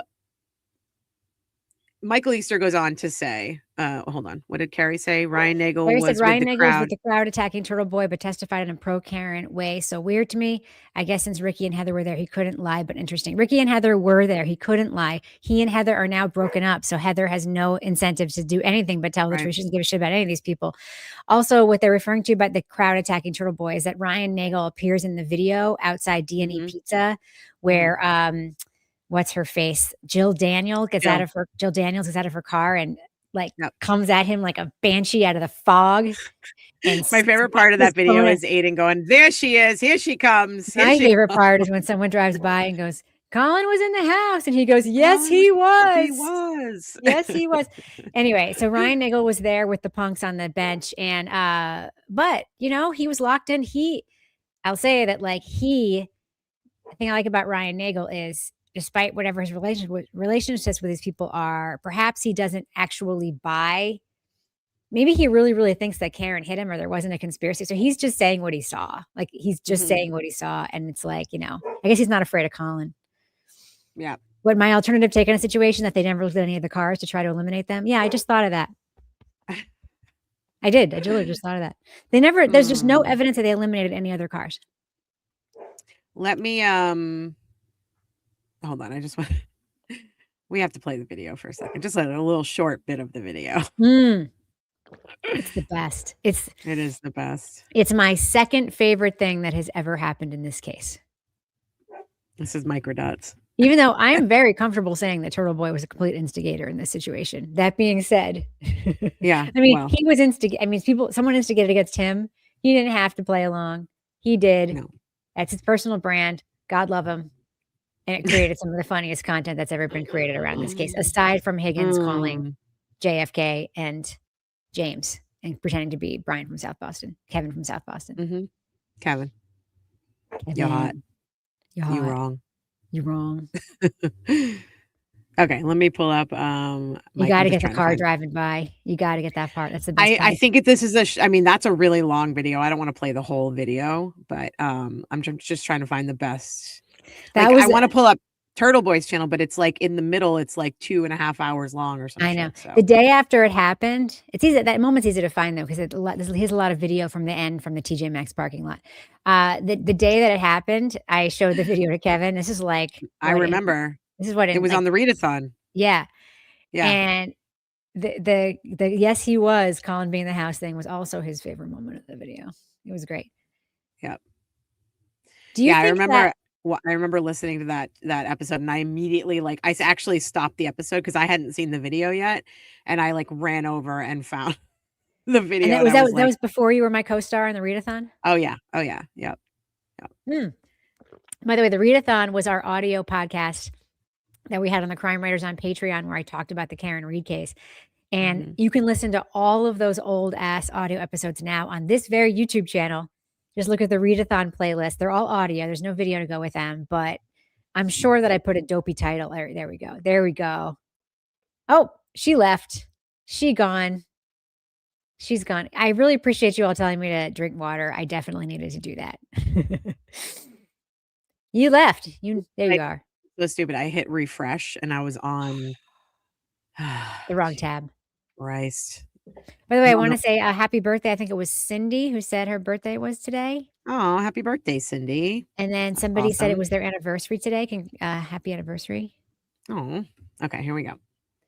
Happy anniversary. Happy birthday. My anniversary is next week and we're going to be in Scotland. Oh, look who it is. Look who it is. Here she is. You're a fucking prick. I'm sick of your shit. This is outside of D&E Pizza for those of you who don't know. No, it's outside CF McCarthy's. CF McCarthy's and D&E. D&E Pizza's next door. Yeah. You're a fucking nerd. There's Meredith. You look fatter than me. I need my phone back. I need my phone back, Jill Daniels. And I'm sorry. Didn't you go loopy? Didn't you go? He says the thing to Meredith. Didn't you go loopy? She literally says to Meredith, "Didn't you go loopy?" Yeah. Give me the phone.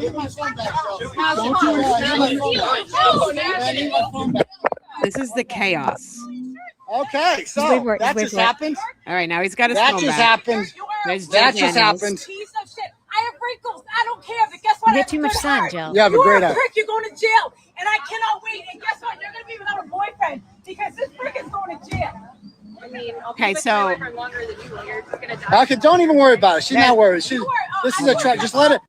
okay. Oh, Do you see the guy with the hat? Keep Hold playing on. a little. Do you see, I will. Do you see the guy with the hat right behind Jill Daniels? Yeah. And then there's another person with a hat right next to that person? Yeah, it's Ryan Nagel. That's Julie and Nagel. Colin, No, that's Julie Nagel. Julie? Oh, okay. You said to see a guy. Just let her talk. Just let her Trying to talk. be one of the boys. Just let her talk. Just let her talk. You're the one yelling right Just now. let her talk. Don't Guess even what? talk She's back. not Don't even- even talk back. Don't even talk back. Don't even talk back. See? Who are you Hit yelling pause. at? Hit Phone pause. protection here. Oh, Hit boy. pause. Oh, look who it is. Okay, that was, Do then, you that was see the what he end of that. said? Don't What? even talk back. Don't even talk back. If you watch any of these, and yeah, it's kind of like his very fun gaslighty thing that he does where he's like, I'm not doing that. But people get so mad. And then he's just like, don't say anything. Don't say anything. Where he says, don't contact that person's work. Don't whatever. And then he gets, and then it's always like, his followers do it because he told them to. He literally just told her not to. That's a very actually common, don't engage. Yeah. Yeah. It's too bad you don't have the car driving by part. Literally the best part of the video. I know. Colin was in the house. Let's just reenact it, okay? You just reenact it. You're in there. You talk about getting a meal of food. Okay. Wait. You're TurtleBoy. You're talking about. You just came out to see if okay. McCarthy's getting a meal of food, and you see all the people down there. I just came out to see if McCarthy's. I'm heading over here to Colin was D&E in the Pizza. house. Yes, he was in the house.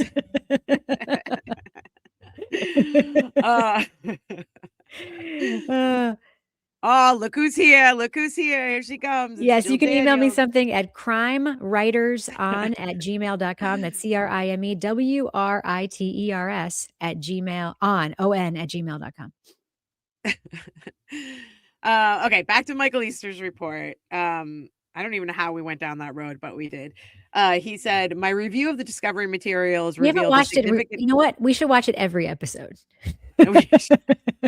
It's chaotic to me. It makes that if I had a Garmin on right now, my blood pressure would be through the roof because we got to see. At some point too. We got to replay the Kevin from Southie video too. I watched a video the other day where they actually slowed that whole video down and they pinpointed everybody that's in it, and it's I cannot believe Julie Nagel is sitting there on the bench and she's recording. Standing in the doorway is Colin Albert recording, and then who were the two brothers that were messing with him? They went over and touched Meredith. Do you remember? You know what I'm talking about? Yeah, I don't remember, but I know that brothers. happened. I think they were Nagel brothers. I think they were. So Ryan Nagel was there, and then there were two other brothers, and the other two brothers were the ones that were harassing Meredith and up in his face. So yeah, it's crazy. That whole situation is so Massachusetts, so New England to me that I mean, that's my uncles. That's everyone I ever knew growing up.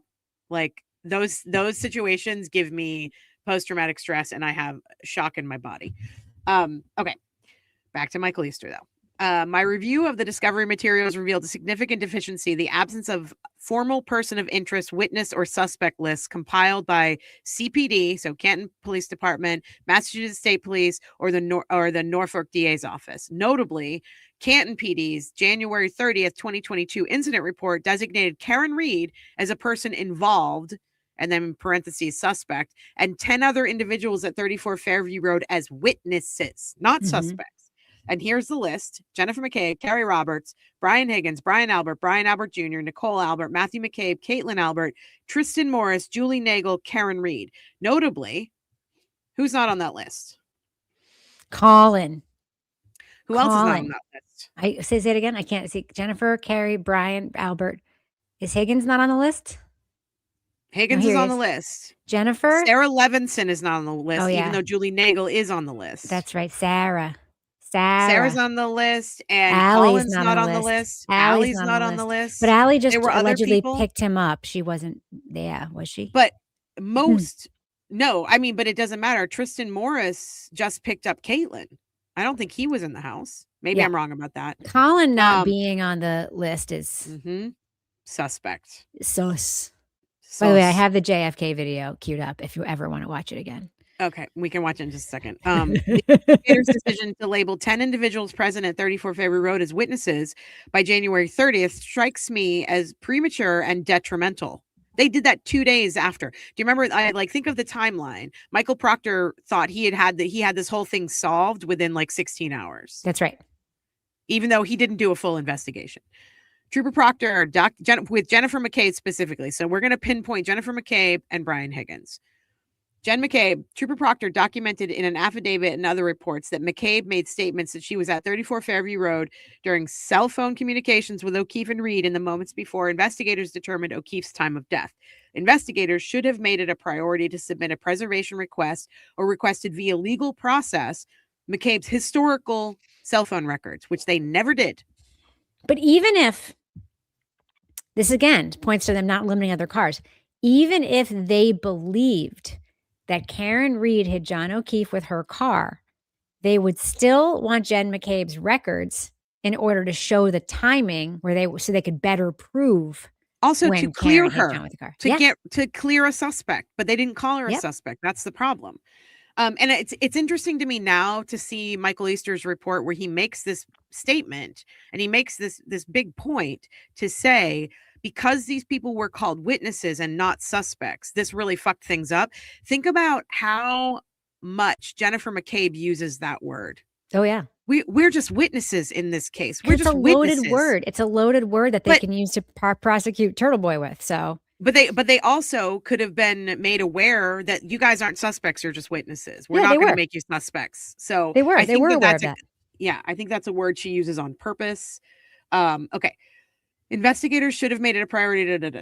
By obtaining McCabe's historical cell phone records, investigators could have determined the accurate timing of her communications with O'Keefe and Reed. Relying solely on a forensic extraction of her mobile device is insufficient because these extractions regularly have contradictions in dates and times as it relates to communications and activity preserved locally on the device. By obtaining McCabe's historical cell phone records, investigators could have examined her cell site location information before, during, and after the estimated time of death for O'Keefe. The cell site information could have been used to establish the general location of McCabe when these communications took place and possibly aid in the identification of what cell sites McCabe's cell phone used for the internet searches below. 1, Haas long to die in cold. 2, how long T.I. die in CIKD. I had never thought of that before until I read this report. I never thought about the location data. Who gives a fuck if she's saying, I opened this tab when Karen asked me to at 6:23 or whatever time it was in the morning. If you know what her location data is, you know if she's in her house or if she's at 34 Fairview. Right. And if you know that information, then case fucking closed. Right. So what cell site was she on when she made that search?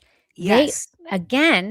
We don't know that they don't know that. We just know that they never disclosed that. Yes. I would not be asserting that I believe in other Brady violations had I not seen so many Brady violations with my own 2 eyes that were not even up for interpretation. Just because Bev Canoni didn't call them out doesn't mean that they weren't there. I mean, right.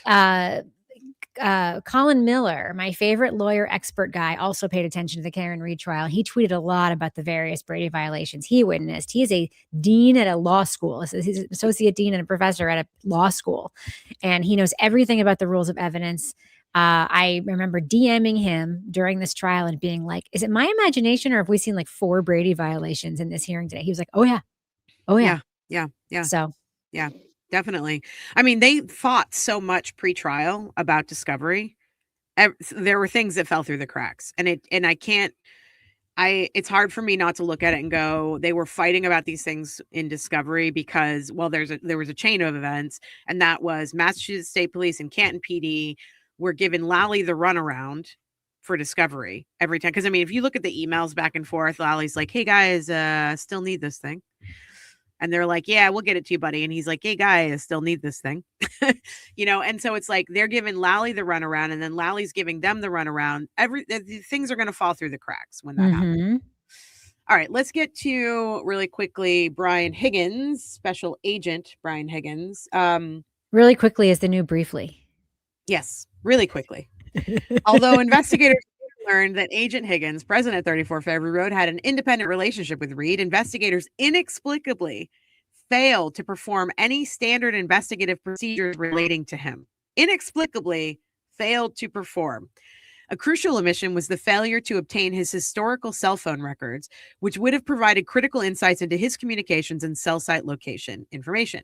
The fact that Agent Higgins retained legal counsel, this is interesting to me, was interviewed with his attorney present on February 3rd, 2022, approximately 5 days after O'Keefe's death, during what was presented as a, quote, witness interview, would have immediately triggered significant suspicion in my investigative process. Now, I want to make it clear, we always say this, everyone should have a lawyer. I don't fault Higgins for getting a lawyer. Same. However, who he is and the timing of this and the fact that he was there that night and the fact that he was, sneaking around Canton PD in the middle of the night drunk. Which they knew. They knew. In his lawyer's home, who's the lawyer's wife happens to also be a judge in this area. All of this is very suspect to me. Go ahead and get a lawyer. I get that. But go have your interview down at the station. Let them have access to all your records. Don't destroy your cell phone. Don't record it. Record it. It's too much. Now, if one is looking for grace in this situation, if one decides to do benefit of the doubt, which, as you folks know, I often do. Mm-hmm. I think about what I would say if I were that lawyer or if I were the well-meaning person involved. It is 2022. Very many of us are still doing things at home and not in offices in 2022. So there is, I think, probably a lot of precedent for them doing interviews remotely, interviews in people's homes. That's probably not super unusual. That being said, record it. Exactly. But they didn't record any of these, of course. No. My review of the case materials revealed that Agent Higgins' interview conducted by Troopers Proctor and Buchanan, documented in a report titled, quote, 53 MSP report interview of BH. This is very important here. 5 pages, end quote, created by Trooper Buchanan on February 11th, 2022. Notably, among the over 150 documents reviewed, Agent Higgins was the sole adult whose name was abbreviated in the file name. Correct. This practice, in my experience, suggests a deliberate attempt to obscure Agent Higgins' identity within the Massachusetts State Police database, potentially hindering his discoverability in database searches. Correct. He is the only, I want to repeat this, Brian Higgins, notably, among the over 150 documents reviewed, Agent Higgins was the sole adult whose name was abbreviated in the file name. Correct. Now, if Bev had allowed this in, they could have impeached Brian Higgins on that fact, or they could have impeached the Buchanan, not Proctor, Higgins. Yeah, not Higgins. So this is similar to. Do you remember when there was a request to get emails from Morrissey's personal email account about Karen Reed, and in a bunch of the emails it was spelled REED, which led me to wonder how many subpoenas or other correspondence or personal communications where her name was misspelled so that it would not be subject to a search later in the subpoenaing of that information. So like, that's just something I think about all the time. The BH thing, Colin being missing from the report. It's like, if it's not there, they can't be searched for. How they, I don't remember if they misspelled Brian Albert's name or they misspelled or they gave the wrong address in one of the reports. Yeah, it was 32 Fairview, 32 Fairview, right? 32. Okay, the discovery that Agent Higgins, in concert with an FBI special agent, privately downloaded his text message exchange with Reed, followed by the destruction and disposal of his personal cell phone on a military installation, constitutes highly irregular conduct. These actions demand thorough investigation as they raise significant questions about the integrity of Agent Higgins' statements. Agent Higgins' actions are highly suspicious, and in my professional experience, would have immediately raised concern. Upon receiving this information, I would have taken immediate steps to obtain his personal cell phone records. Specifically, I would have requested a comprehensive record of call detail records, cell site location information, and network signaling data. This data would be analyzed to determine 1, if and when the physical device stopped registering with the cellular network, 2, the location of the cell phone's last cell site usage, and 3, whether the data corroborated or contradicted his statements. This analysis would be crucial for establishing the veracity of his accounts. Yes. Oh my God, there's so many points with Higgins. At the end, he says that Higgins would be his like main suspect. Yeah, well, Higgins is all of our main suspects. So basically, he would have gotten his work cell phone as well, which, yes, of course.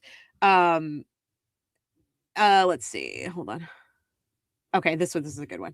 Agent Higgins' statement that he performed administrative functions at CPD sometime after 12:20 a.m. on January 29th, following an evening of alcohol consumption, presents a significant investigative inconsistency. Yes, it does.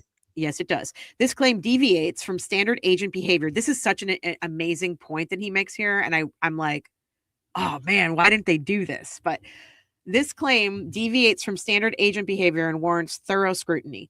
I would have immediately questioned the nature and necessity of these tasks, demanding concrete documentation. Yes. Additionally, I would have secured CPD access records and CPD interior and exterior surveillance footage from January 29th, 2022, and at least 30 days prior to establish the veracity of his statements. These records and videos would have been analyzed to determine if his claimed activity aligns with his regular work patterns and to confirm his presence at CPD during the stated time.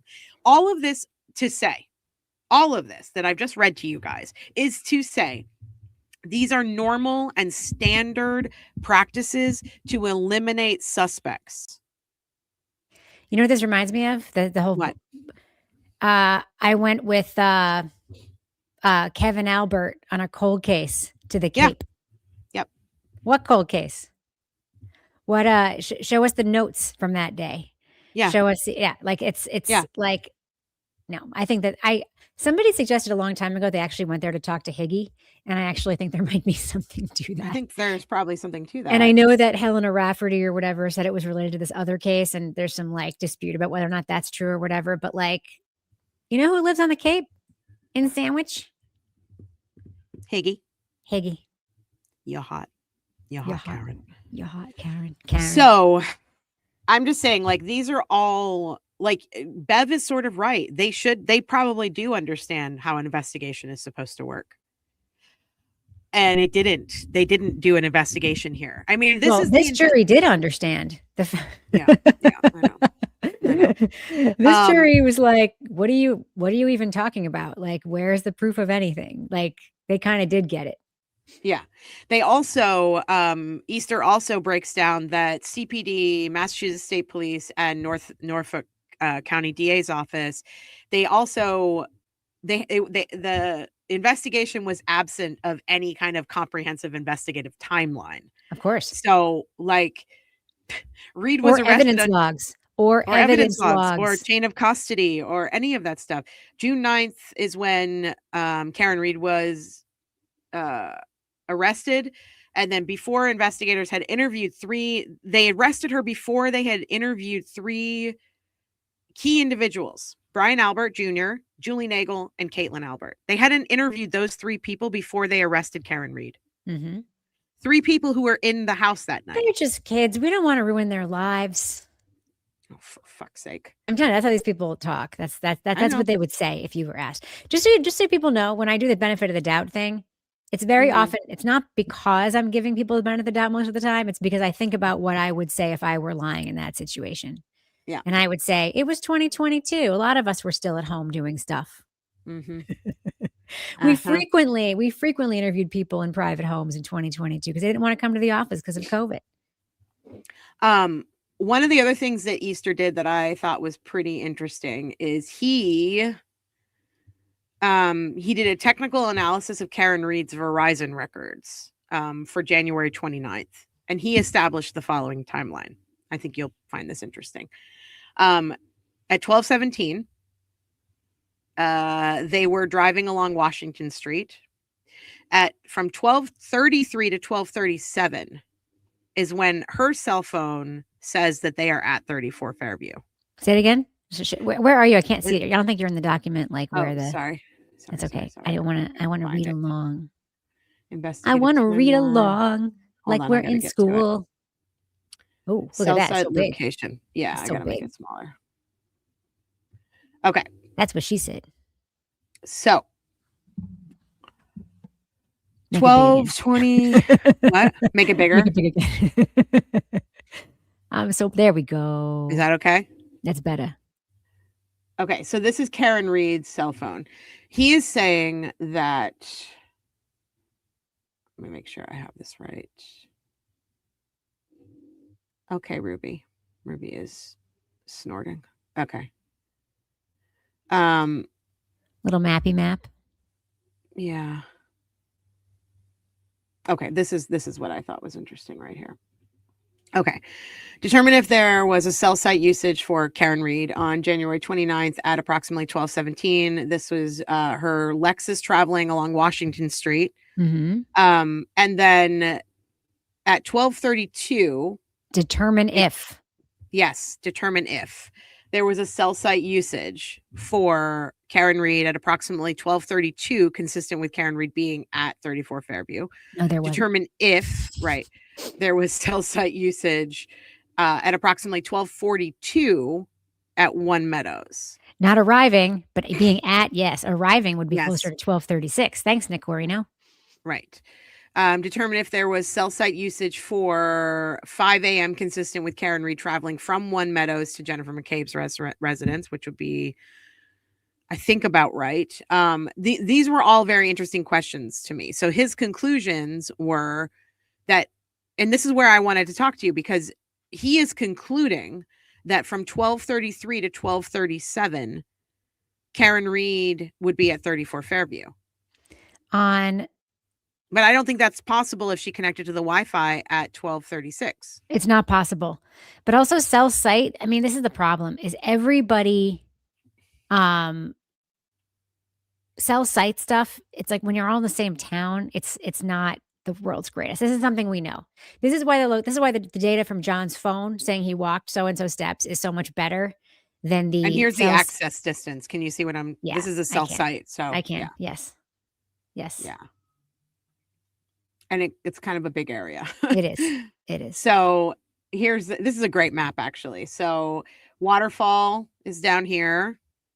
Karen Read, One Meadows is over here. And then Washington Street is over here. And so I believe that, outgoing calls. This is very interesting. Isn't it? Look, everybody should look through this. So I'm going to post here. Let me post this. I don't know what to make of him saying that she was there as of 12:37 because she wasn't. I don't either. Yeah. I don't know. So he's Unless breaking it down. Maybe she did it, Mel. That's gonna be that's gonna be the thing someone's gonna clip later. Earl They're Grey, like, I oh, just the gave you your something's off girls because that's they Earl like to Grey, call I us just gave you your girls. clip for the day. The something's off girl said she did it. Anyway, I think everybody should take a look at this. I think it's very interesting. Let me see if there's anything else. If I missed anything. Agent Higgins claimed to perform administrative tasks at CPD after 12/20. Yeah, we talked about that. No, he didn't. He didn't. But you know what he did do? He walked into the control room. And talked to who? Sean Good. Correct. And possibly Kelly Dever. Someone says get tested, Rebecca. Get tested for what? Jeez. I've been married for a really long time. You know what? There was another thing that he pointed out. This is just a really small blip. But in one of the interviews he conducted, he was asking, I think it might have been Sarah Levinson or Julie Nagel, can't remember specifically, but it was Buchanan doing the interview. And he asked them if they could remember where they were on January 29th, 2023. That's the wrong year. Yeah. And he put that in a report. He put the year of O'Keefe's death as 2023 instead of 2022. Oh, she wants me to get tested for TurtleBoy derangement syndrome. Why? You're weird. No, because I said that. I said, is Karen Reed guilty? Maybe she did it. Maybe she did. I got it. I way over my head, I guess. Yeah. So anyway, that's all I had. Those were the big things that I took from Michael Easter's report. I am going to post this Google Drive, which is a breakdown of all the documents if anybody is interested in looking at them. It's a really great it's really organized very well. Yeah. And Michael Easter, all of the expert reports are in there. So it's Apple Health Data Study, ARCA, Celebrite, Jessica Hyde, Ian Whiffen, Burgess, all of them. And there's one other thing. Oh, one other thing I want to put that in a post on our YouTube page too, so that it's like people can. I will. There are also, if you go under the main Karen Reed document, so it's Aperture, and then there's audio video files. Under the audio video files, there's the entire recording of Carrie Roberts calling in and asking if anybody has seen John. There's Jen McKay's 911. There's also, and I hadn't heard this before, this is the first time I've heard this, but it's Bill Reed calling 911 to say that his daughter is at the scene and she needs to go to the hospital. Suicidal things. Yeah. But then there are these other calls that come into dispatch. And one of them is Kelly Dever, I believe, calling to the scene and asking if Karen is at the scene. Mm-hmm. Because after her dad calls, right? Right. And then because I think her dad talked to Kelly Dever at dispatch. And then Kelly Dever finding out I think it was Sean Good or Brian Tully, not sure. Maybe it was probably Sean Good calling to find out what time there was a call made. But then it gets really interesting because it's someone who is calling from, I believe, Jen McCabe's house when they're all being interviewed, calling in to Kelly Dever and asking who was riding in the ambulance with the kid. The kid being John. The kid being John, when he was taken to here, I want to play one of these for you. It's really short. Would that have been McLaughlin? I don't know, but they're already starting to try to figure out who was there. And I feel like this pertains to I hit him. Do you know what I mean? Yeah. Yeah. Okay. So or is the kid Karen? No, the kid is him. You're going to hear it in a second. I'm going to play the what time did he call in first? I'm going to play three audios. Ready? Here we go. Yeah, I'm ready. Control to 682 the control. Control's on. That's Kelly Dever. Kelly, if you look on MySpace, you see the first 911 call for 34 Fairview. That's Sean Good. Stand by.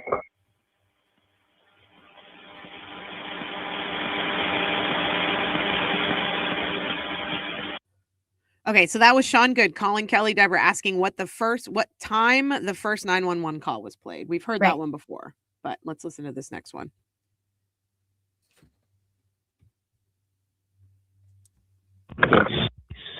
It's mine.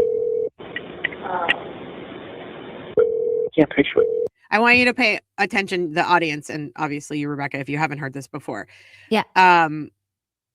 They are at someone's house. You can hear Yes. people talking in the background. The person on the phone while waiting for pickup is talking to the people in the background. What is the timestamp on this call? Date and time. 1:29:22, 6:55. They're at the Albert's house. I don't know if that's. I don't know. That's the thing. I think it might be PM. If it's AM, they're at the Albert's house, and that is when they called them. That is when they were there. Okay. So It I could be. don't know. It doesn't either the say Albert's AM or house. PM. It's at the Albert's house or McCabe's house. But Well, let's listen to what they say. Maybe we might be able to determine when Okay. it is. Ready?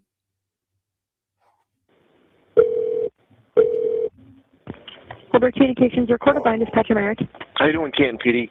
That's Kelly. Hey, how are you? Good. I had a question. I was wondering if you guys could you tell me who was in the ambulance with that kid who they found in the snowbank? Okay. Or can you have one of the firefighters call here, maybe? One of the state police guys wants to talk to him. But, like, who they transported, you mean? Yeah, they wanted to see what his injuries were firsthand. So it's whoever was in the back of the ambulance with the kid. From Yeah, hang on. 20, what was it, 32 Fairview? 32 Fairview. Gotcha. Hang on one second. Let me 32 just look at that. Fairview.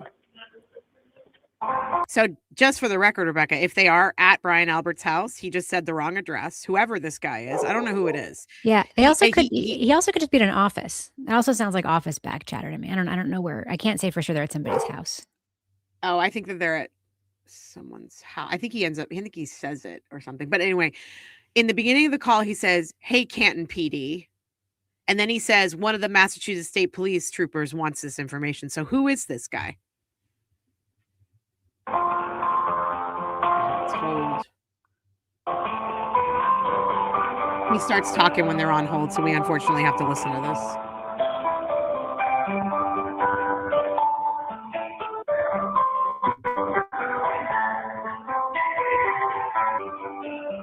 Yes, she's homework. They're talking to whoever made the run.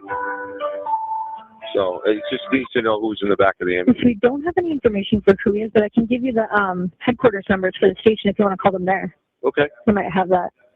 Are you ready for it? Yeah. It's 781. Okay, so she gives him the number. They get off the phone. This is the next call that happens.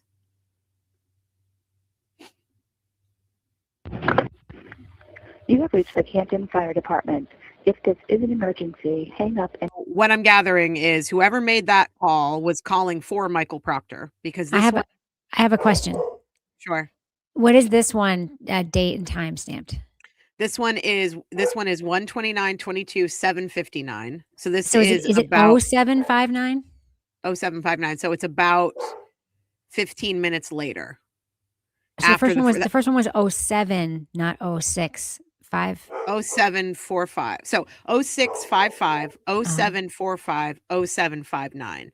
So at 6:55, they asked what time did the call come in. At 7:45 a.m., it says EO Mass Police Inquiry Questions. So that's them being like, who was in the back of the truck with the kid? And then at 7:59, 15 minutes later, it's EO Mass Police Mike Proctor. So the one we're about to listen to is, I don't know if it's Michael Proctor or if it's them asking questions about Mike Proctor, but obviously when they said a Massachusetts State Police wants to know about his injuries and who was riding with him, that was Mike Proctor asking for that information to whoever the guy was who was calling. I don't know who the guy is. Okay, another question, because I just can't see. Are there any other files in there that have timestamps that would indicate that these are on a 24-hour clock and not a 12-hour clock? No. Okay, so we don't know that. So we know that it was after 9, I think, that Jen McCabe called Lank to go back over to 34 Fairview. So this would have been before that. The reason why I think it's morning is because Kelly Dever was working in the morning shift Still and on she shift. left at like mid-afternoon, so it wouldn't be 7 p.m. Didn't she check back in to go back on shift that night, though? I don't You're know. right. You're right. I don't think it would have been 7 p.m. Okay. I don't. Anyway. All right. So this is the last one I'm going to play for you. And it's after they were asking who was in the ambulance with him, and the Massachusetts State Police want to know about his injuries. Look at me taking notes like I'm an actual detective. For all other business, please select from the following menu. For the administrative assistant, dial 0. For the fire chief's office, dial 1. For the deputy fire chief, dial 2. For fire prevention or to schedule a smoke detector inspection, dial 3. Do you hear people talking in the background? I can't make out what they're saying. I can't. It does not sound to me like an office. It sounds like I just think it's very hard to know. I think they could have been back at. It's very hard to know. But they wouldn't have been calling Canton PD if they were at Canton PD. It's Ted Lehan down the police station. Oh, wait, that was the guy's name. If you could do me a favor. Maybe So you're he right. was at the police station. Hey, you doing? It's Ted Lehan down the police station. Hey, how's it going? Who? Good. I was wondering if you could do me a favor. I have a phone number for Mass State Police detective. Yep. Any chance you could take it down and have the guys in the back of the ambulance call him? Yeah. All right. His name's Mike Proctor.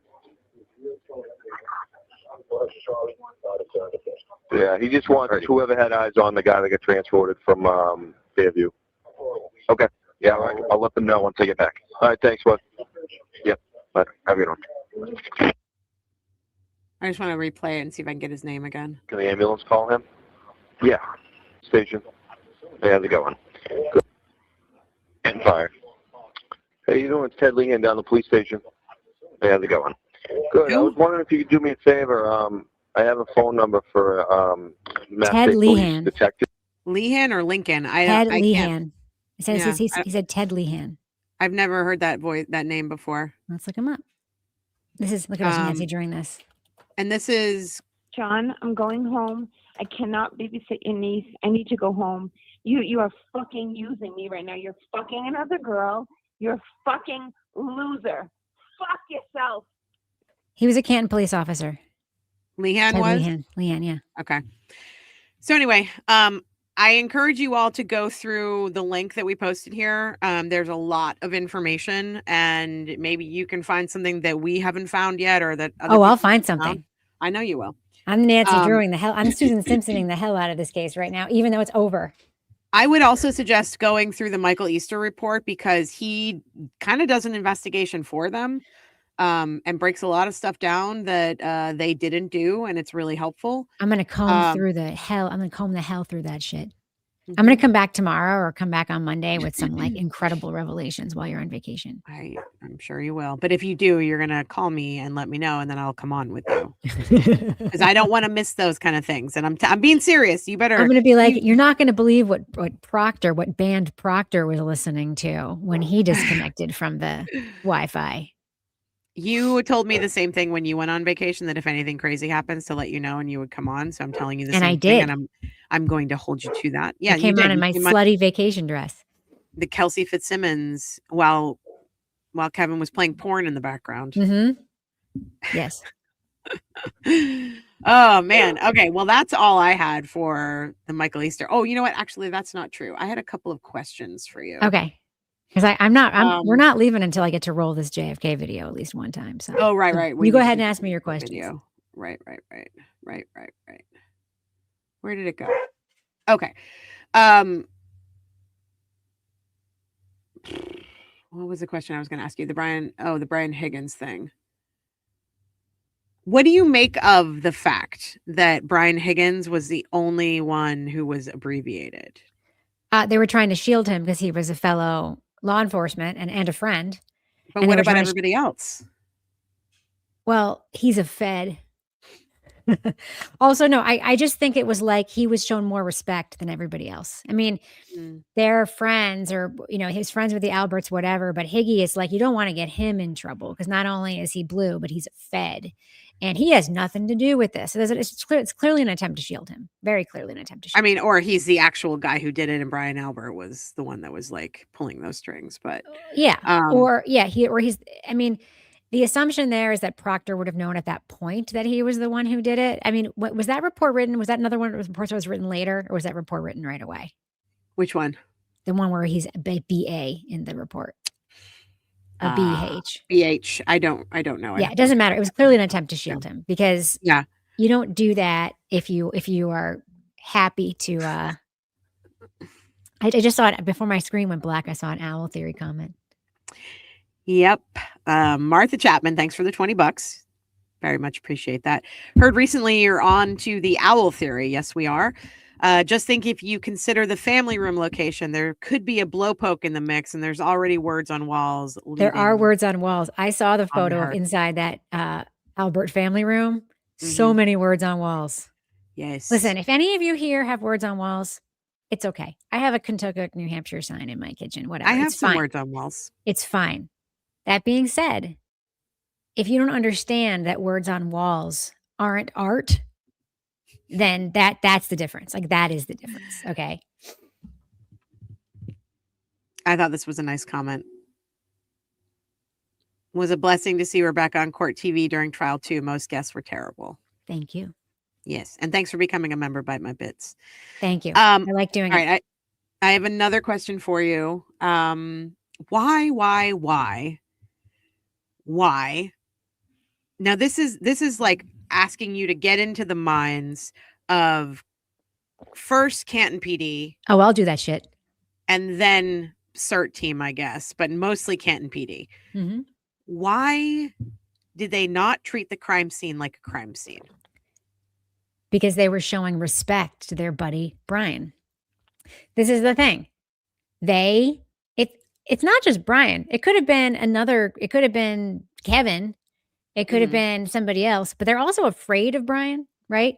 So there's already this thinking of like, I saw this interesting thing on Twitter the other day about how bad it is for kids to see the example of parents where mom is always like cowtown, like worrying about dad's moods all the time, and the whole family is built around that. Like, don't ask your father this as soon as he gets home from work, or like, let's find out what dad wants to do before we make plans, or like whatever. Okay, so there's like that can actually be like very toxic for children because kids like then form this idea that it is okay for a member of the family, namely in this case a father, for their moods to dictate everybody else's behavior and lives, right?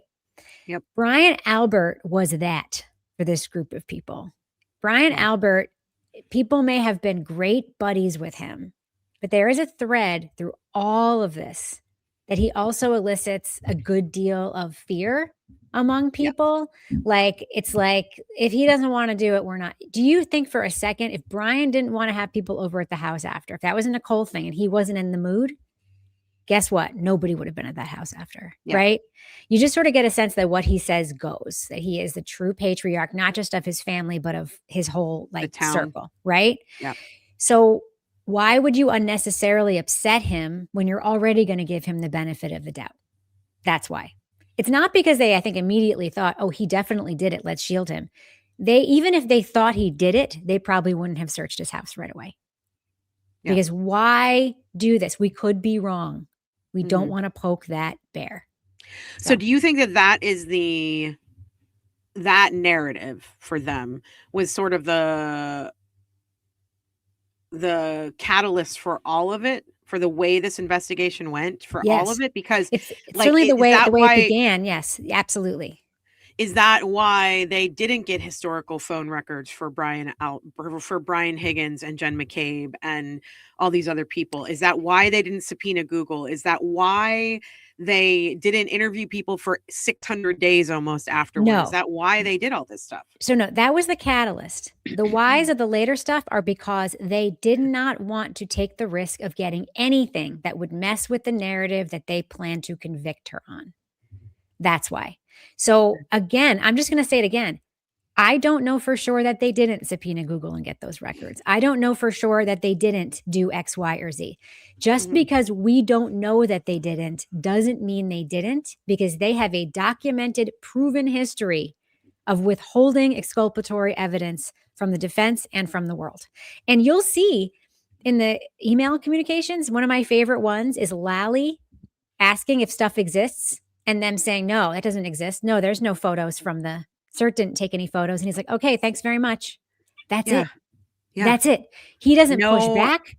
question. And so he becomes complicit later because he trusts everything they say, which is why we don't actually know what they did. Now, the subpoenaing obviously would have to come from that office, but that office also has a demonstrated history of doing Brady violations. So, but the cops, there's a bunch of stuff that they maybe did do that we will never know they did because they never wrote a report about it, which we saw. They don't write reports until they need them. Right. Because they never told anyone they did because it would be bad for their case. Like, I don't believe for a second that they didn't do everything we think they didn't do. Right. Okay. Well, I just think like it's interesting to me. The irony is that Bev was absolutely right that everybody should know these normal investigative practices. And the fact that the Canton PD and the Massachusetts State Police failed at just like the easiest things they could have possibly done is enough to show me that it's a cover up. Yeah. And I'm sure that's what Aidan saw in the documents when he first read them. Before you say anything, though, I have to pee really bad. That's okay. While you're gone, I want to address this comment because I want someone to understand something about Boston culture. Okay. And then will you tee up the you go pee. The video? You go pee, and then we'll watch this final video, and then we'll go. So somebody says here, I still puzzle over Brian marrying into what is supposed to be an Irish mafia family. If Jen S's maiden name, which is Weeks, is that Weeks family? First of all, I don't think that it's the same Weeks. However, in Boston, my husband can correct me because he's right over there if I'm wrong. There is a folk hero status given to the Irish mafia in Boston. It is not like marrying into a drug cartel in Boston. There's a point of pride. I mean, I know we have a neighbor whose dad was part of the Bulger gang and was arrested when she was a kid. And she's literally the only person I've ever heard speak like those people ruined my life. There's usually like sort of a sense of pride of having like a brush with them or being related. That would not deter a Boston cop from, I mean, Whitey Bulger's brother was a state senator, for God's sakes. Like, they don't care. That's not a thing. Like association of Bulger, association of the Irish mafia and Irish mob in Boston, it's not seen as a stain. Whitey Bulger's brother, again, was a state senator. Okay, I'm going to cue up this video so that we can watch it when we come back, when Mel comes back. And then we're going to wrap this stuff. If you haven't liked the video yet, please like the video. Please consider sending Mel a tip or a Cash App. Please consider becoming a member. You'll get to watch our fun pop culture stream that we're doing tonight if you join at the whatever the second level is. Share screen. And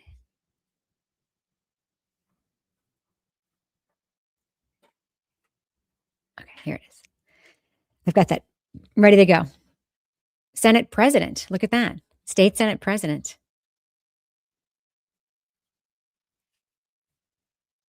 I don't know if you guys remember that a big part of Bulger's defense was that he was in fact colluding with the FBI.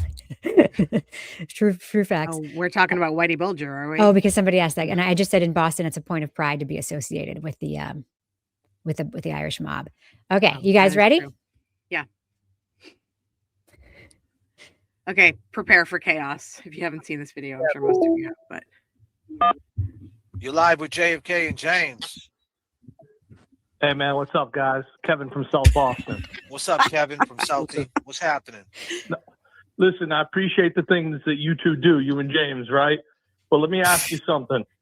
Those two dudes that you're accusing, right? They're decorated dudes. What happens? Like, can you look at this from both sides? And this comes out that she actually did it. Are you ready to like, put it out there that you were wrong? You sound like Higgins. You wrong. You wrong. Ding ding ding ding ding. You wrong. Hold on, pause it. Why would? Okay. Can you hear how he's trying desperately to change his voice just a little bit? Mm-hmm. He's like, I love the work that you guys is doing. But he's basically trying to be like, yo, this is Higgy in the house. He's putting on his African American vernacular is what he's doing. Oh my God. The AAVE is what they would say. Oh my God. He hung up. That was Higgins. Hold on. The fact that he clocks him immediately is my favorite part. And then he hangs up immediately. I mean, come on. It's called the phone. He hung up. That was Higgins. Let's go back. Oh, is this Higgins? Is this Higgins? You wrong. You're Higgins. You wrong. Click. Why are we wrong? Why are we wrong? Higgins. Higgins called the phone. He hung up. That was Higgins, bro. one of the greatest moments in media history. I If thought you Brian were going Higgins had taken the you were going to stand. play the Jill Daniels, like the longer Jill Daniels. Oh, thing. no. That's what- This is this one. If Higgins had taken the stand in the second trial, I guarantee you they would have played this. And if Bev had let it in, which she probably wouldn't have. She wouldn't What's have the let it in. point of this, Mr. Jackson? Yeah. But man, I would do anything. I hope when he is deposed for the civil case, they ask him about this, and I hope I get to see that tape. I need to see that tape. Oh my God. I forgot how bad it is. It's totally great. him. And he's just slightly trying to change his voice. It's so ridiculous. They freaking clocked it. JFK clocked it immediately. That's the part about it that I love so much. Yeah. Well, it sounds Brian Higgins has a very distinctive voice. It's very different from Brian Albert. It's very different from any of the other guys. Like think about Matt McKay, Brian Albert, Colin Albert, Chris Albert. Like Brian Higgins sounds very different. Sure does. So yeah. And that's why he's your boyfriend. Oh, Higgy. You love him. Yeah. He's made you. He made you famous. No, I don't think so. There is something about him where I feel he's one of those people that I feel sorry for. I'll never forget that when you did that. Hey, Karen. Hey, Karen. There's something about him. I do feel sorry for him. And it's probably because, you need to do Bev voice. Well, the thing with Bev is that she was always very close to the microphone. What is the point of that, Mr. Jackson? It was always like, she really needed a pop filter and never had one. It was always like that. My favorite is when she would be like, yes, Mr. Jackson. Like the huge sigh, like into the microphone. Oh, she's so exhausted. Why is she here? Mr. Jackson, how long is this going to take? Why is this happening to me? This is my weekend you guys are taking away. You're taking away from my spare time where I work as a phone sex operator? Oh, gross. Can you imagine? I still love the woman who does the impersonation of Bev, who looks even though like she thinks her. Karen's guilty. Does she? I heard that she thinks Karen's guilty. No. She does a really good thing about Bev getting ready in the morning where she uses the OG makeup. She's like, this is the OG. I hear you're supposed to put a Z on your face. So I told you that somebody we know in our audience works at a business that Bev frequents. Yeah. And it was during the trial that Bev was also frequenting this business. And she would send me the funniest and best dispatches about Judge Cannoni's. Judge Cannoni didn't talk about the case at this business, but it was so clear that when she would go to this business, which I'm just going to say is a business where you're not buying anything like a good, you're buying a service and you had some time. She would just she appeared as if she just wanted to just relax and die. I just want to have my couple of hours here with nobody asking me about the online conspiracy to frame Colin Albert. Oh my God, Bev. I don't miss her. When I hear her, bangs. like, Hold on.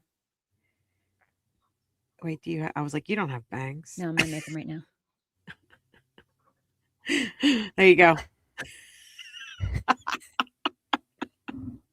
That's awful. How long is this going to take? Awful. How long is this going to take, Miss Barrett? How long is this going to take?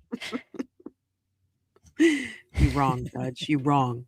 Yes, You Judge. wrong. All right, we should go. We've been doing this for a very long time. I did some work before this. I got to do some more work after this. Got a meeting I got to prepare for. Me too. All right, we're going to be back at 5 p.m. for the Are You Fucking Kidding Me tier to talk about DTF St. Louis and ask us whatever you want to ask us. If it's not too insane, we'll answer it. I'll answer anything. I don't know. I'll answer literally any AMA question. Literally. Any. You want to come on and ask me any? I want Miss Earl Grey to join tonight and ask me whatever she wants. You can ask me whatever you want. Okay? Be careful what you wish for there. Yeah.